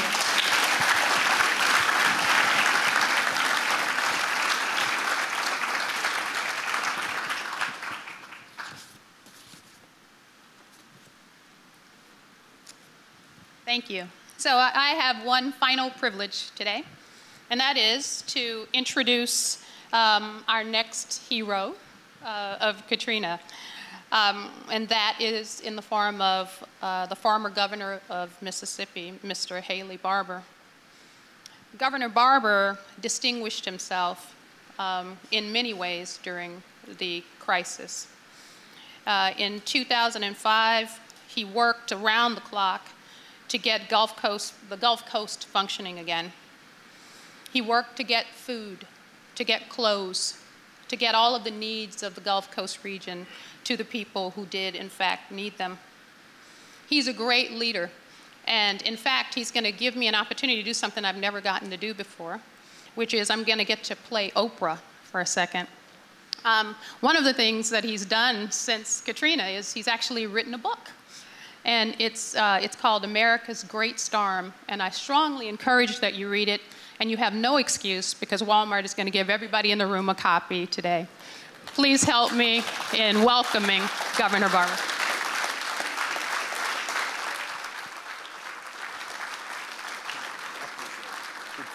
I'm going to hold on to my book for a second. I thought that was mine. I'll give it back. I'm just kidding with you.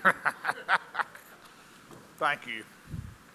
Thank you to Walmart. Thank you to everybody. The people from Mississippi are surprised to see me come up here with notes, because usually I don't have notes, but when Dan told me I had 8 minutes,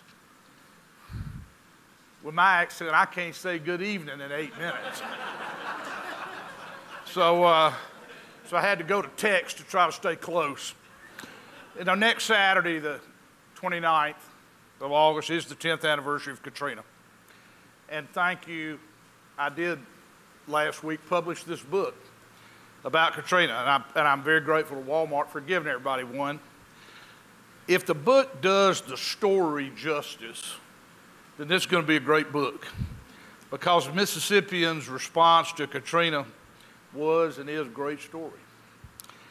It's a story of a strong, resilient, self-reliant people who bore the brunt of the worst natural disaster in American history, got knocked down flat. They got right back up and hitched up their britches and went to work to help themselves and to help their neighbors. My mama taught my 2 older brothers and me when we were growing up that crisis and catastrophe brings out the best in most people. Well, I saw that time and time and time again in Mississippi after Katrina. This 10th anniversary is a commemoration. As Mayor Landrieu mentioned, it's a remembrance. It's not a celebration. We don't celebrate the mega disaster. We'll remember the 238 people killed in Mississippi and the many more who died in Louisiana and other states on the Gulf Coast. But we will also gather, just as we did a minute ago, we will gather to show our gratitude to a lot of people. And that's really why I wrote this book. There's so many people to recognize and thank. People and groups of people the news media ignored throughout. Dan always used to say that the news media doesn't like to cover airplanes that land safely. And that's why we never saw much over Mississippi. There are also many lessons to be learned that I hope you will get from this book. For us, our first responders were magnificent. Local, state, those from other states, those from the federal government, the Coast Guard, the National Guard. Louisiana, like Mississippi, we had young Coast Guardsmen in the dark of night hanging off helicopters on lines, rescuing people out of trees and off the roofs of houses.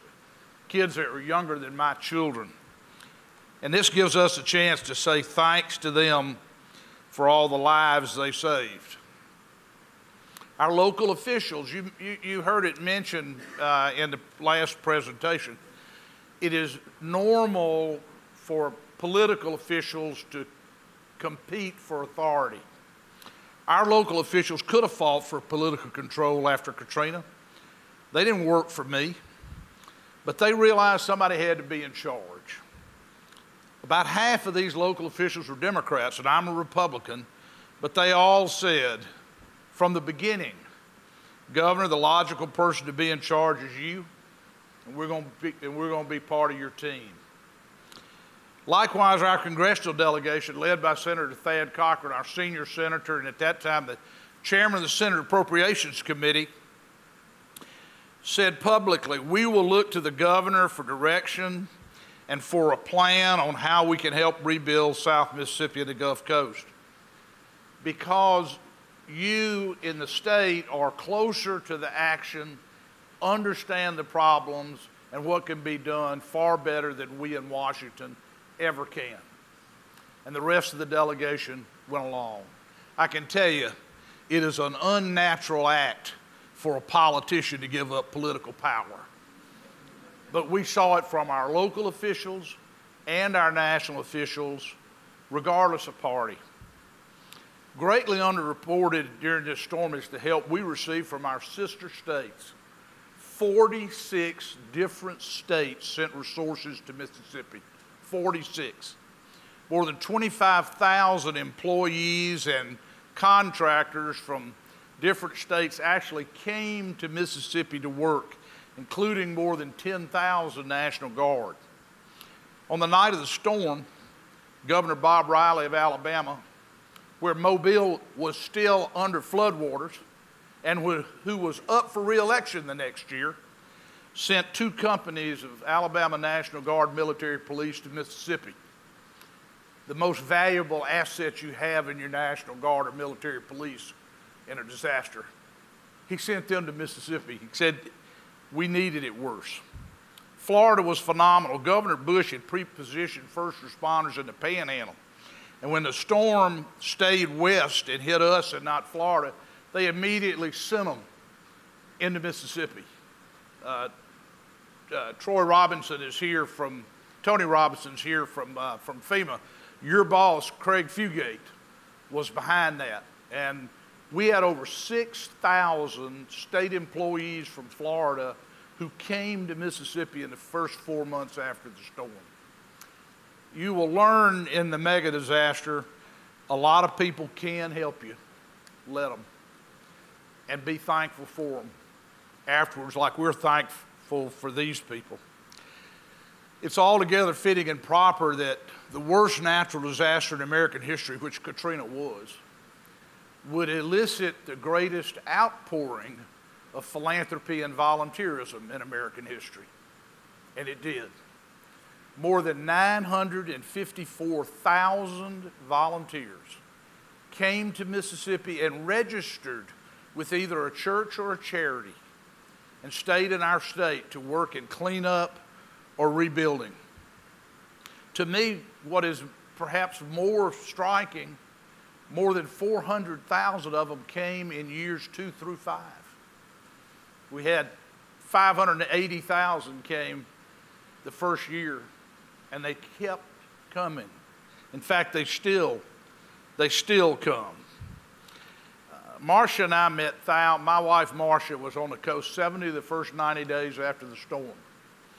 And she and I met thousands of these volunteers. And I will tell you the most common thing said to me, and it was said to me hundreds of times by volunteers, almost verbatim.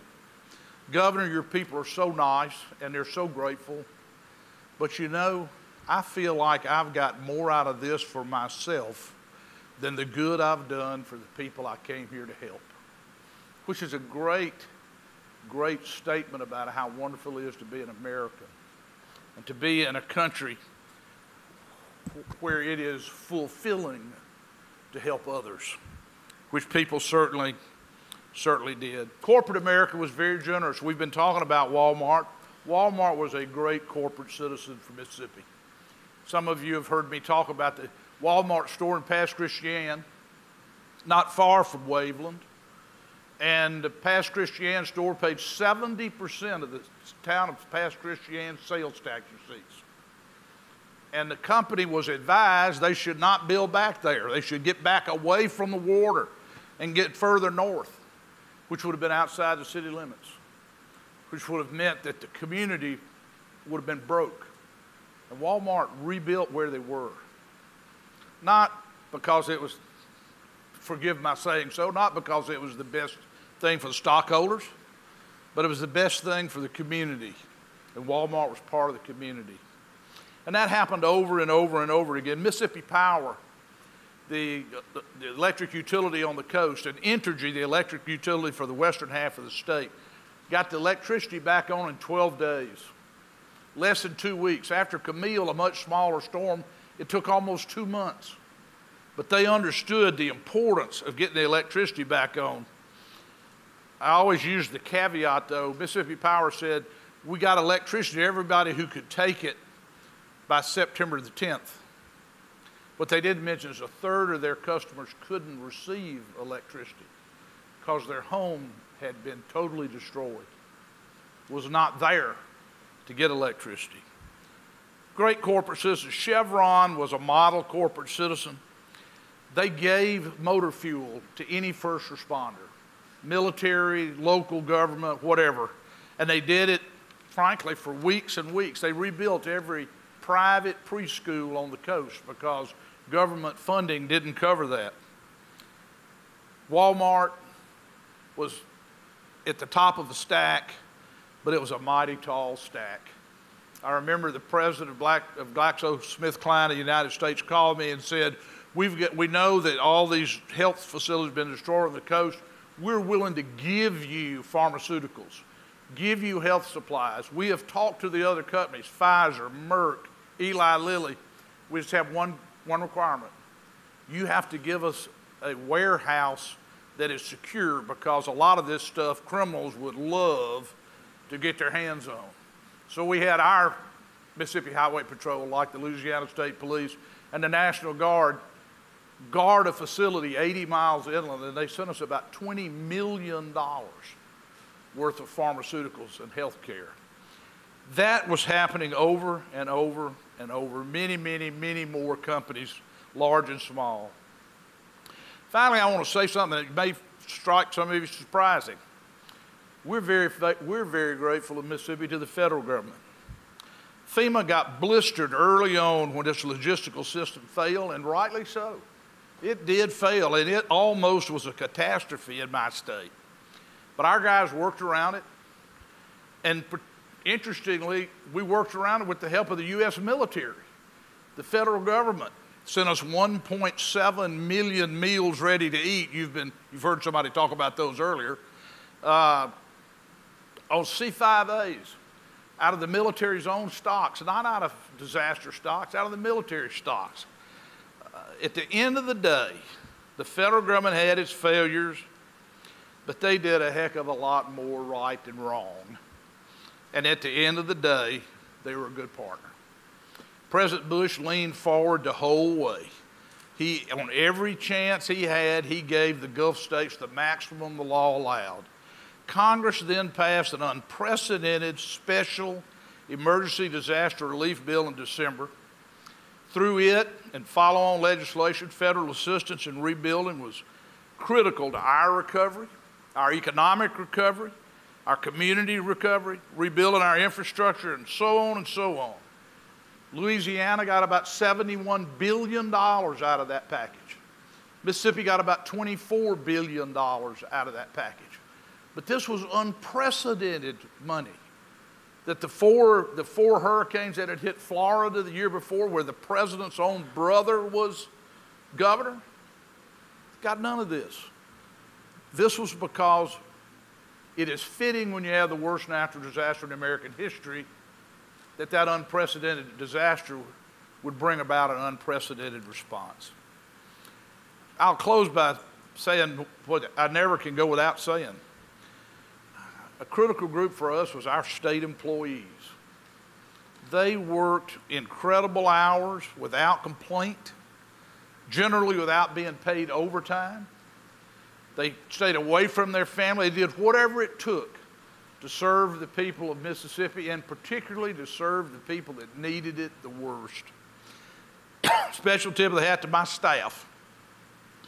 You know, when you have the worst natural disaster in American history, you don't get to close down the rest of the state government and just focus on this.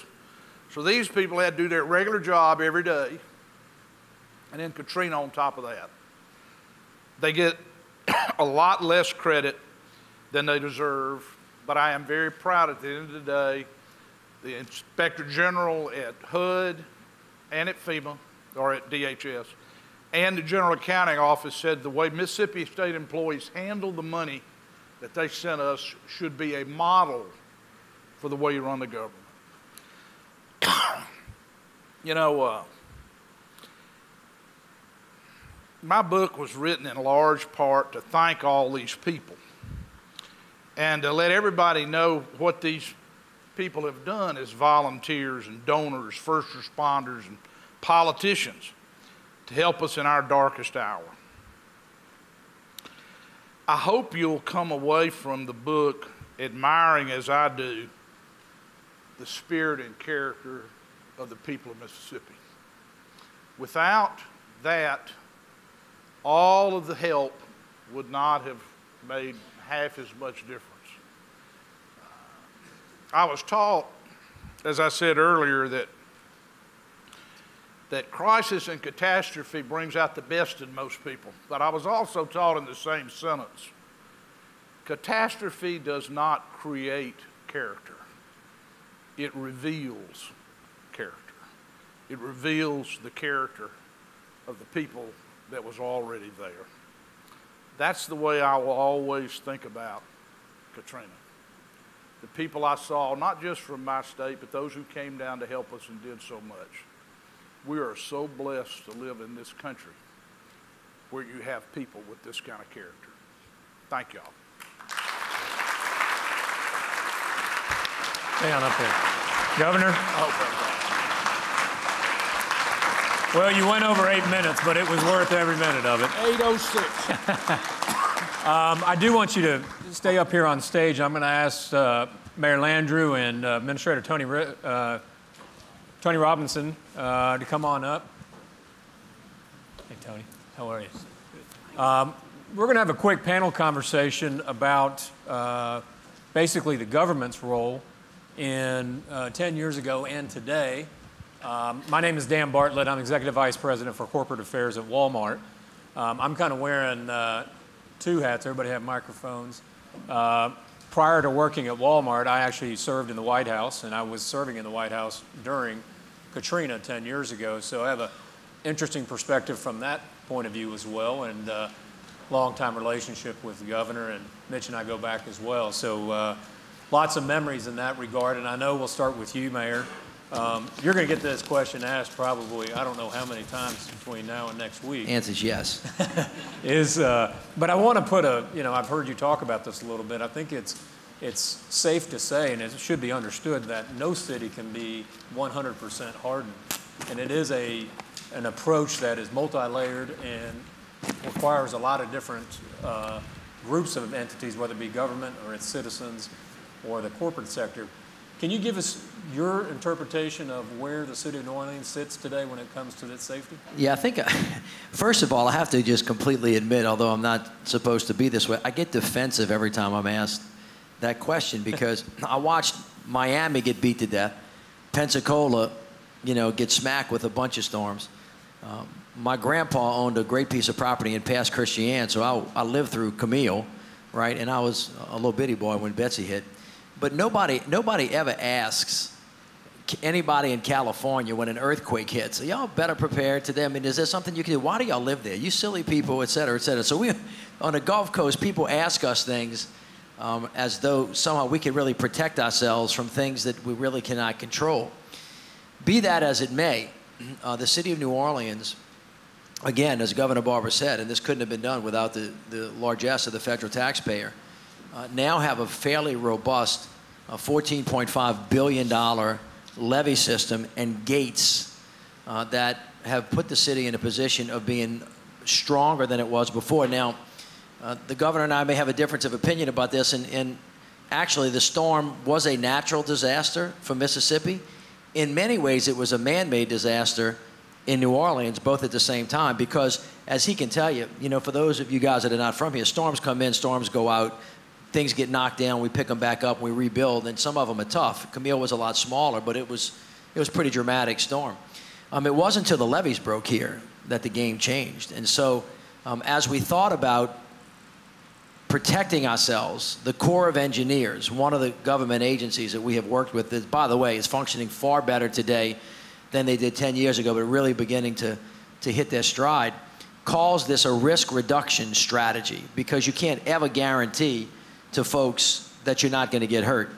And so a lot of this is also part of rebuilding our coastline, which is deteriorating, by the way, at 100 yards every 45 minutes. It's the buffer for the city of New Orleans. It also protects the oil and gas pipelines, which, by the way, is now producing about, 30% of the nation's energy security and therefore our national security. We think the investment was worthwhile, and the city is stronger today and safer today than it was before. If you ask the question, look, they always have another Katrina hits. Well, Katrina, when it hit us, was about a 3 and getting a little bit weaker. It wasn't the 5 that was so ominous that we saw out there. If a Category 5 hits you, and it hits you directly, and it hits you really when it's moving not at 12 miles an hour, but maybe about 7 or 8, and it stays over you, it's going to hurt you. And there's almost nothing you can do other than to be prepared to get out of its way. So as a general rule, we would prefer to have Category 5 protection here. That's the difference between $14.5 billion and about $50 billion. We think that we ought to protect ourselves. Yeah, you remember that. But that's what the number is. If you ask the Corps of Engineers, how much is it going to cost for Category 3 strength, they can give you that answer. If you ask them, yeah, but do you think they ought to have 5 and how much that's going to cost, that's really more of a political question in some instances. So I will say that I think we're much stronger today than we have been. I would have to say that it's a risk reduction strategy. It's not a guarantee. That's why when you're building resilience, you've got to build a bunch of layers of it. So rebuilding the coast, making the levee stronger, making sure that how you build back, now in certain zones there, people got to build higher.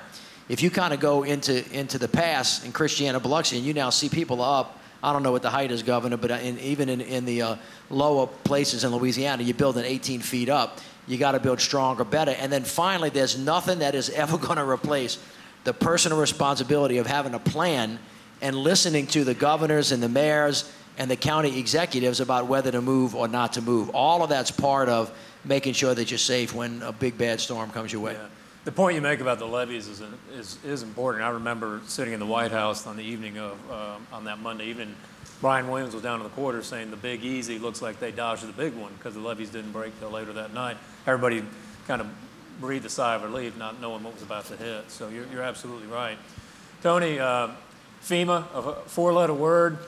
People used other letters probably a decade ago, but a lot of progress has been made at the federal level, a lot of learning, not only from Katrina, but other storms and other events. Give us a sense of how the government is viewing not only its role in partnering with local states, but even the private sector as well. Sure. Dan, thanks, and I want to thank Walmart for hosting today's event. I want to thank the survivors and the first responders in the room today. They truly are heroes for their rebuilding efforts and what they do each and every day to serve communities around this country. We're going to check our plans first and foremost to make sure we've got etouffee MREs after Hurricane Mayor's remarks.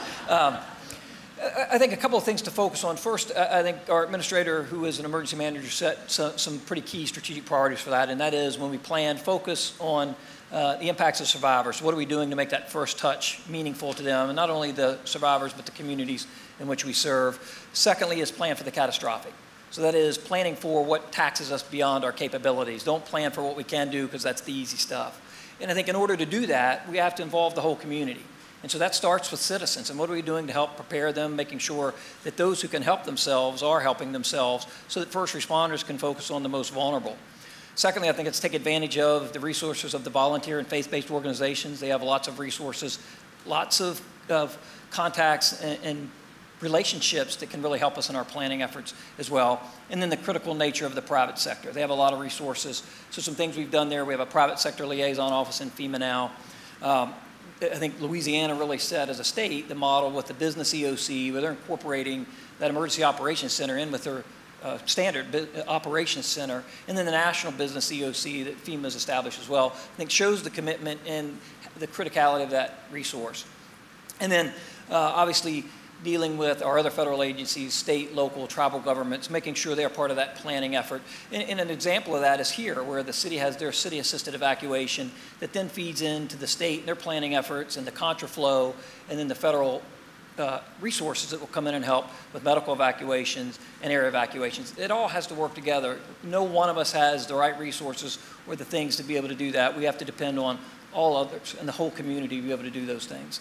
Yeah, that's exactly right. Governor, we've talked about this before. I think one of the hard things to do when you're in the middle of a crisis like that, and traditionally was the case, and as you mentioned that there had been some hurricanes that hit Florida prior to Katrina, so we had some experience. The hard thing is that you train towards precedent. And so we had a playbook that was increasingly figuring out that it was obsolete. But the hardest thing to do during a crisis is to understand when not to cling to precedent, but to throw out the old playbook and start writing your own playbook as you go. And that's a difficult thing to do from a leadership perspective. You've touched on some of the dynamics politically that can take place, the dynamic of, like I said, past precedent. What are those types of leadership qualities? Because what comes out of that also is the public has to have faith and confidence in its public institutions at a time of crisis that they can rely upon. That's one of our core competencies or expectations of government. What are some of the leadership elements or qualities that you understood or at least learned during that process in the years after? Just preface this by saying that something Mayor Landrieu said is just totally right. This was one storm, but two different catastrophes. We got clobbered by the hurricane side, and y'all had this terrifically awful flood, and both of them are terrible. There's not that one's less than the other, but they were very different. And for us, we had been training for years and years and years, long before Haley Barbour was governor, for the next big hurricane. Yeah. And we knew it was coming. We just thought it would be Camille again. We thought Camille was the gold standard, hit the Gulf Coast with 200-mile-an-hour winds, one of only 3 Category 5 hurricanes to ever actually make landfall as Category 5. Spawned 200 tornadoes. That's what we trained for and trained often for. I believe I mentioned to you after the 4 hurricanes in Florida in 2004, we sent a bunch of our MEMA people to Florida to learn from Craig Fugate, now your boss, but then running Florida FEMA, because we were getting ready for for Camille. When we got Katrina, it was so different. Only 155-mile-an-hour winds, but the storm surge was the largest storm surge recorded in the history of meteorology. At Waveland, we were talking about the Walmart in Waveland. What was Waveland like? The police station at Waveland, 26 Waveland police officers. The plan was to ride out the storm in the police station, and after the storm passed over, to go out for search and rescue and security. Nobody ever dreamed that the storm surge would go over the top of the building by 15 feet. And the policemen are all washed out. Some of them hung in trees in the area and held on. Others got pushed all the way outside the city limits. But one of the great stories about Katrina, at 8 o'clock that night, all 26 Wayland police officers were on duty in Wayland. But preparation, the mayor mentioned it, preparation is absolutely essential. And even if you prepare for something and you get something much worse or much different, having prepared makes your people more agile, more flexible, more able to adjust. And everybody needs a plan. Walmart needs a plan. No government is big enough to take care of every problem for every family or business all the time, particularly in the mega disaster. And I don't want us to ever have a government that big. You know, so everybody needs to have a plan, and it will help you adjust. And it also gives people more confidence. And I'll close on what I learned, because you mentioned it. The leader has to be open with the public. The leader has to call it like it is, the bitter with the sweet. And the leader's got to tell the truth. The most damaging thing for a person trying to lead through the mega disaster is to get caught lying or fudging. The public can take it, and they need to hear it like it really is, so they can adjust to whatever they got to do. That's a really hard lesson for some people. That's an interesting segue in a question I want to ask you, Mayor, and that is, you do have to tell it like it is, but one of the things I think mayors or governors and the media have to struggle with is not being overly alarmist, or how do you strike that right balance pre-storm or pre-event to get people prepared but not be accused of overreacting? How do you try to strike that balance? The governor and I haven't spent much time together. We can spend about a couple hours talking about a lot of funny stories. And I'll tell you one of them. I was in the boat rescuing folks. If I wasn't the first one back here, I was wanted close, because we couldn't see and we couldn't hear. And the governor sent me down here to try to find the mayor and the parish presidents. So my night was at about 2 in the morning. I was speaking to Doug Thornton on the phone. He was in the Superdome trying to take care of the people. And he said, Mitch, he said, the roof's peeling off of this building. And then the phone went dead. And then I was talking to Junior Rodriguez, who at the time was parish of St. Bernard, on the phone, and he said, Lieutenant Governor, the water's coming up to the second floor. We don't know if we're going to make it. The phone went dead. And we didn't have any eyes because we didn't have any interoperability. All y'all remember this. So I got down here as fast as I could, came around, found a way down, got on the St. Clair Bridge, and we were helping people get out while I was trying to find out where they were so I could report back later that night. And the water was so high that it was up to the second story, and I went up to this guy's window who was in his T-shirt and his drawers, and I said, man, you got to get in this boat because nobody else is coming. And he saw that I was a lieutenant governor, and he said, I can't believe you had to come rescue me. And I said, well, I'm mad at you. I said, did you hear the governor tell you to leave? He said, yep. And I said, you saw the mayor on TV, and he told you to leave, and every elected official, they told you to leave. Why didn't you leave? He said, because we don't believe anything you politicians say.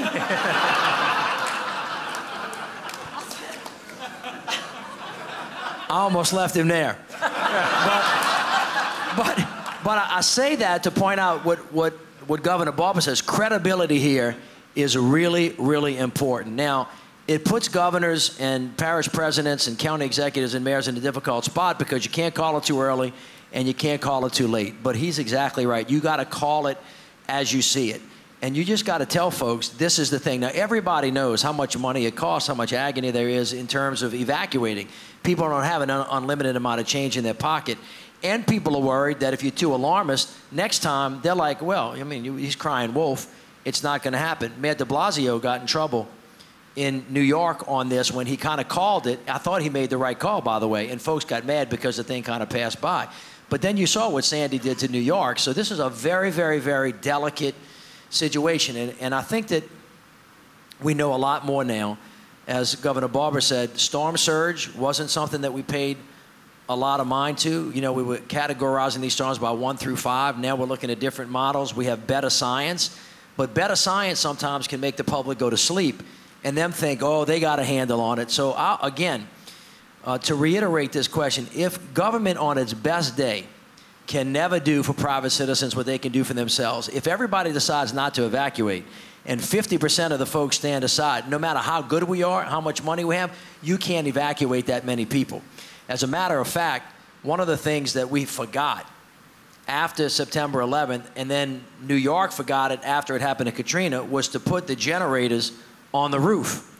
The evacuations that took place in New Orleans from our hospitals, and then 3 weeks later that I personally participated in Rita in Lake Charles, where we had to medevac, I don't know, how many we medevac 500 people. It cost the government about $3 million because the hospitals and the nursing homes did not have an evacuation plan, and we didn't want to repeat anything that happened in Katrina. You'll remember that years later, just a couple years ago, when Sandy hit in Bellevue in New York, they had the same exact problem.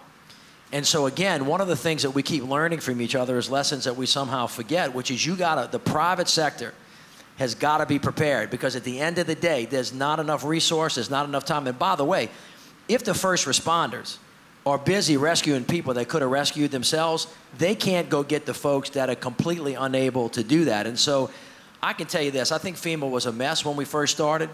I don't think this was a fundamental fight you're going to remember having, because Thad Cochran, who was the head of the Senate Finance Committee, my sister Mary, who was on this side, were arguing about whether to create a recovery authority like the Tennessee Valley Authority or like we did, and we decided to keep it within FEMA. FEMA was designed to be a rescue agency, and it was designed kind of to be a little bit of a recovery agency. It was never designed to be a rebuilding agency. FEMA has morphed into that, and by the way, has gotten really good at it. But even on their best day, they cannot substitute for people having a plan and getting ready, which makes what the governor said all the more important. Political leaders need to be really, really focused. They need to be very honest. They need to be forthright. And you know what? We need to be willing to take the responsibility of making the call. Somebody's got to make it, and the public really relies on us to do it. And I think my experience is, and I've had a lot of storms since Katrina, if you do it forthrightly, if you do it openly, if you do it with transparency, and you do it based on good information, and by the way, listening to the experts and not the politics and the little bit that goes on between county execs and the governors and mayors and all that stuff, I think at the end of the day, you're gonna be okay, and the public's gonna be safer. Yeah, that's a good point. And I think, you know, it's a funny story, that guy, but what you're seeing there is it's information biased, and we were plagued with it in the White House, where we'd see something on CNN and just instantly recoil and think, oh, they're just trying to make us look bad or not. But I think the point that Neil makes is that technology has changed all that everybody now has access to real-time information. I got to think, Tony, that technology has probably made FEMA's job maybe a little more complicated, because you have citizens that are lightened up with information, but at the same time, it probably gives you a lot of ground awareness that maybe you didn't have previously. Absolutely. So social media, we've added on our portal so that citizens can provide information into us so that we can see what's going on in disasters and make them a force multiplier for us. Yeah, that's really important. I don't know, Haley, if you have any closing comments to make here, but I think what you're seeing, though, and the fact that communities are learning from each other. If you mentioned Rita, the evacuation that took place in the city of Houston after Katrina, for Rita, was unbelievable, and it was because of the learning, and I think the public is engaged. But I don't know if you think about it, any closing comments here, Haley, as we look back 10 years? Taking advantage of the technology and getting the government's head straight about this. Mitch mentioned... I didn't mean to serve him up exactly like that. Mitch mentioned in his remarks, it's not his fault. Mitch mentioned in his remarks interoperability. Right. When Katrina hit the Mississippi Gulf Coast, it was utter obliteration. There was no electricity, there was no phone service. It was like a Civil War general for my adjutant general. He had to send somebody to wherever. Now, he could send sometimes in a helicopter if it was far enough, but so when the storm's all over and you get your federal assistance under the existing law, there's something called hazard mitigation grant money. So we were entitled to $250 million of it or something. plenty for what we want to do. We said we want to use our hazard mitigation grant money to build a survivable, interoperable, wireless cellular system and take it to 4G. We had plenty of money to do it. FEMA says that's not an appropriate use of hazard mitigation. I mean, what in the world can you do to mitigate the hazard, to mitigate the risk to lives and property, than to be able to communicate with the people and communicate with each other? And Senator Cochran, you mentioned, finally had to make FEMA move money out of the hazard mitigation account to another FEMA account. And we were entitled to it already by law. And that's the only way we got it done. And no other state has been allowed to do that yet. There are things that we could do. You know, after the storm, we stiffened the building codes so that everything is tougher, stronger, more resilient. We built $600 million worth of water and sewer on the inland side of these counties. The populations of the three coast counties are about 3.5%, 4% more than they were, but the growth is away from the beach. People are north of the interstate, and the three counties north of the coastal counties have had 10 and 15% growth because people wanted to live close, but they realized that the insurance cost and the risk of being right down on the beach just wasn't worth it anymore. So there are some things that make us more resilient, and I hope other states are learning. Let me to build off comments from both. I think obviously we still have things to do, and I think in any planning effort, anything we do, we can't just rest on our laurels. We've got to continue to plan, train, and exercise, and that even goes for the private citizen. And I think there's been a great deal of effort, like we've heard today, on providing information for the private citizen. So I think NOLA Ready is a great piece of information for people to get informed, but you have to take action. You have to be armed with information, know what your risks are. There's great alert and warning systems that are out there now, but you have to take action. That means get a plan, know what you're going to do, have good communications plans, look at your insurance. Does it cover your risk? So the financial piece of that is extremely important. And then I think it's important for all of us to continue, once again, to look at those things every year and make sure we're keeping them updated. And we are, once again, prepared to take the action, so as the mayor said, that our first responders can take care of those that are most vulnerable. That's a great point to close on. Will everybody here appreciate and thank our panelists here today? Thank you. Thank you. Appreciate it. Thank you, Tony. Appreciate it. Thank you. I hope that's okay. Oh, yeah. I have the pleasure to welcome Doug McMillon back up to the stage. Thank you very much. Thanks for being here. Thanks, Governor. Thank you, Doug. We're just going to wrap up with a few thank yous. First of all, would you join me in thanking all the people at Walmart that helped create this event today? Can we give them a hand?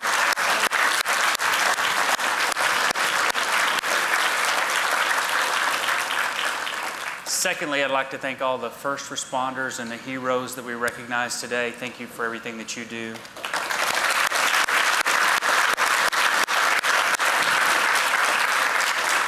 I want to thank our Walmart, Sam's, and logistics associates that work in this region of the country. It's great to see you all. Thank you for what you do every day.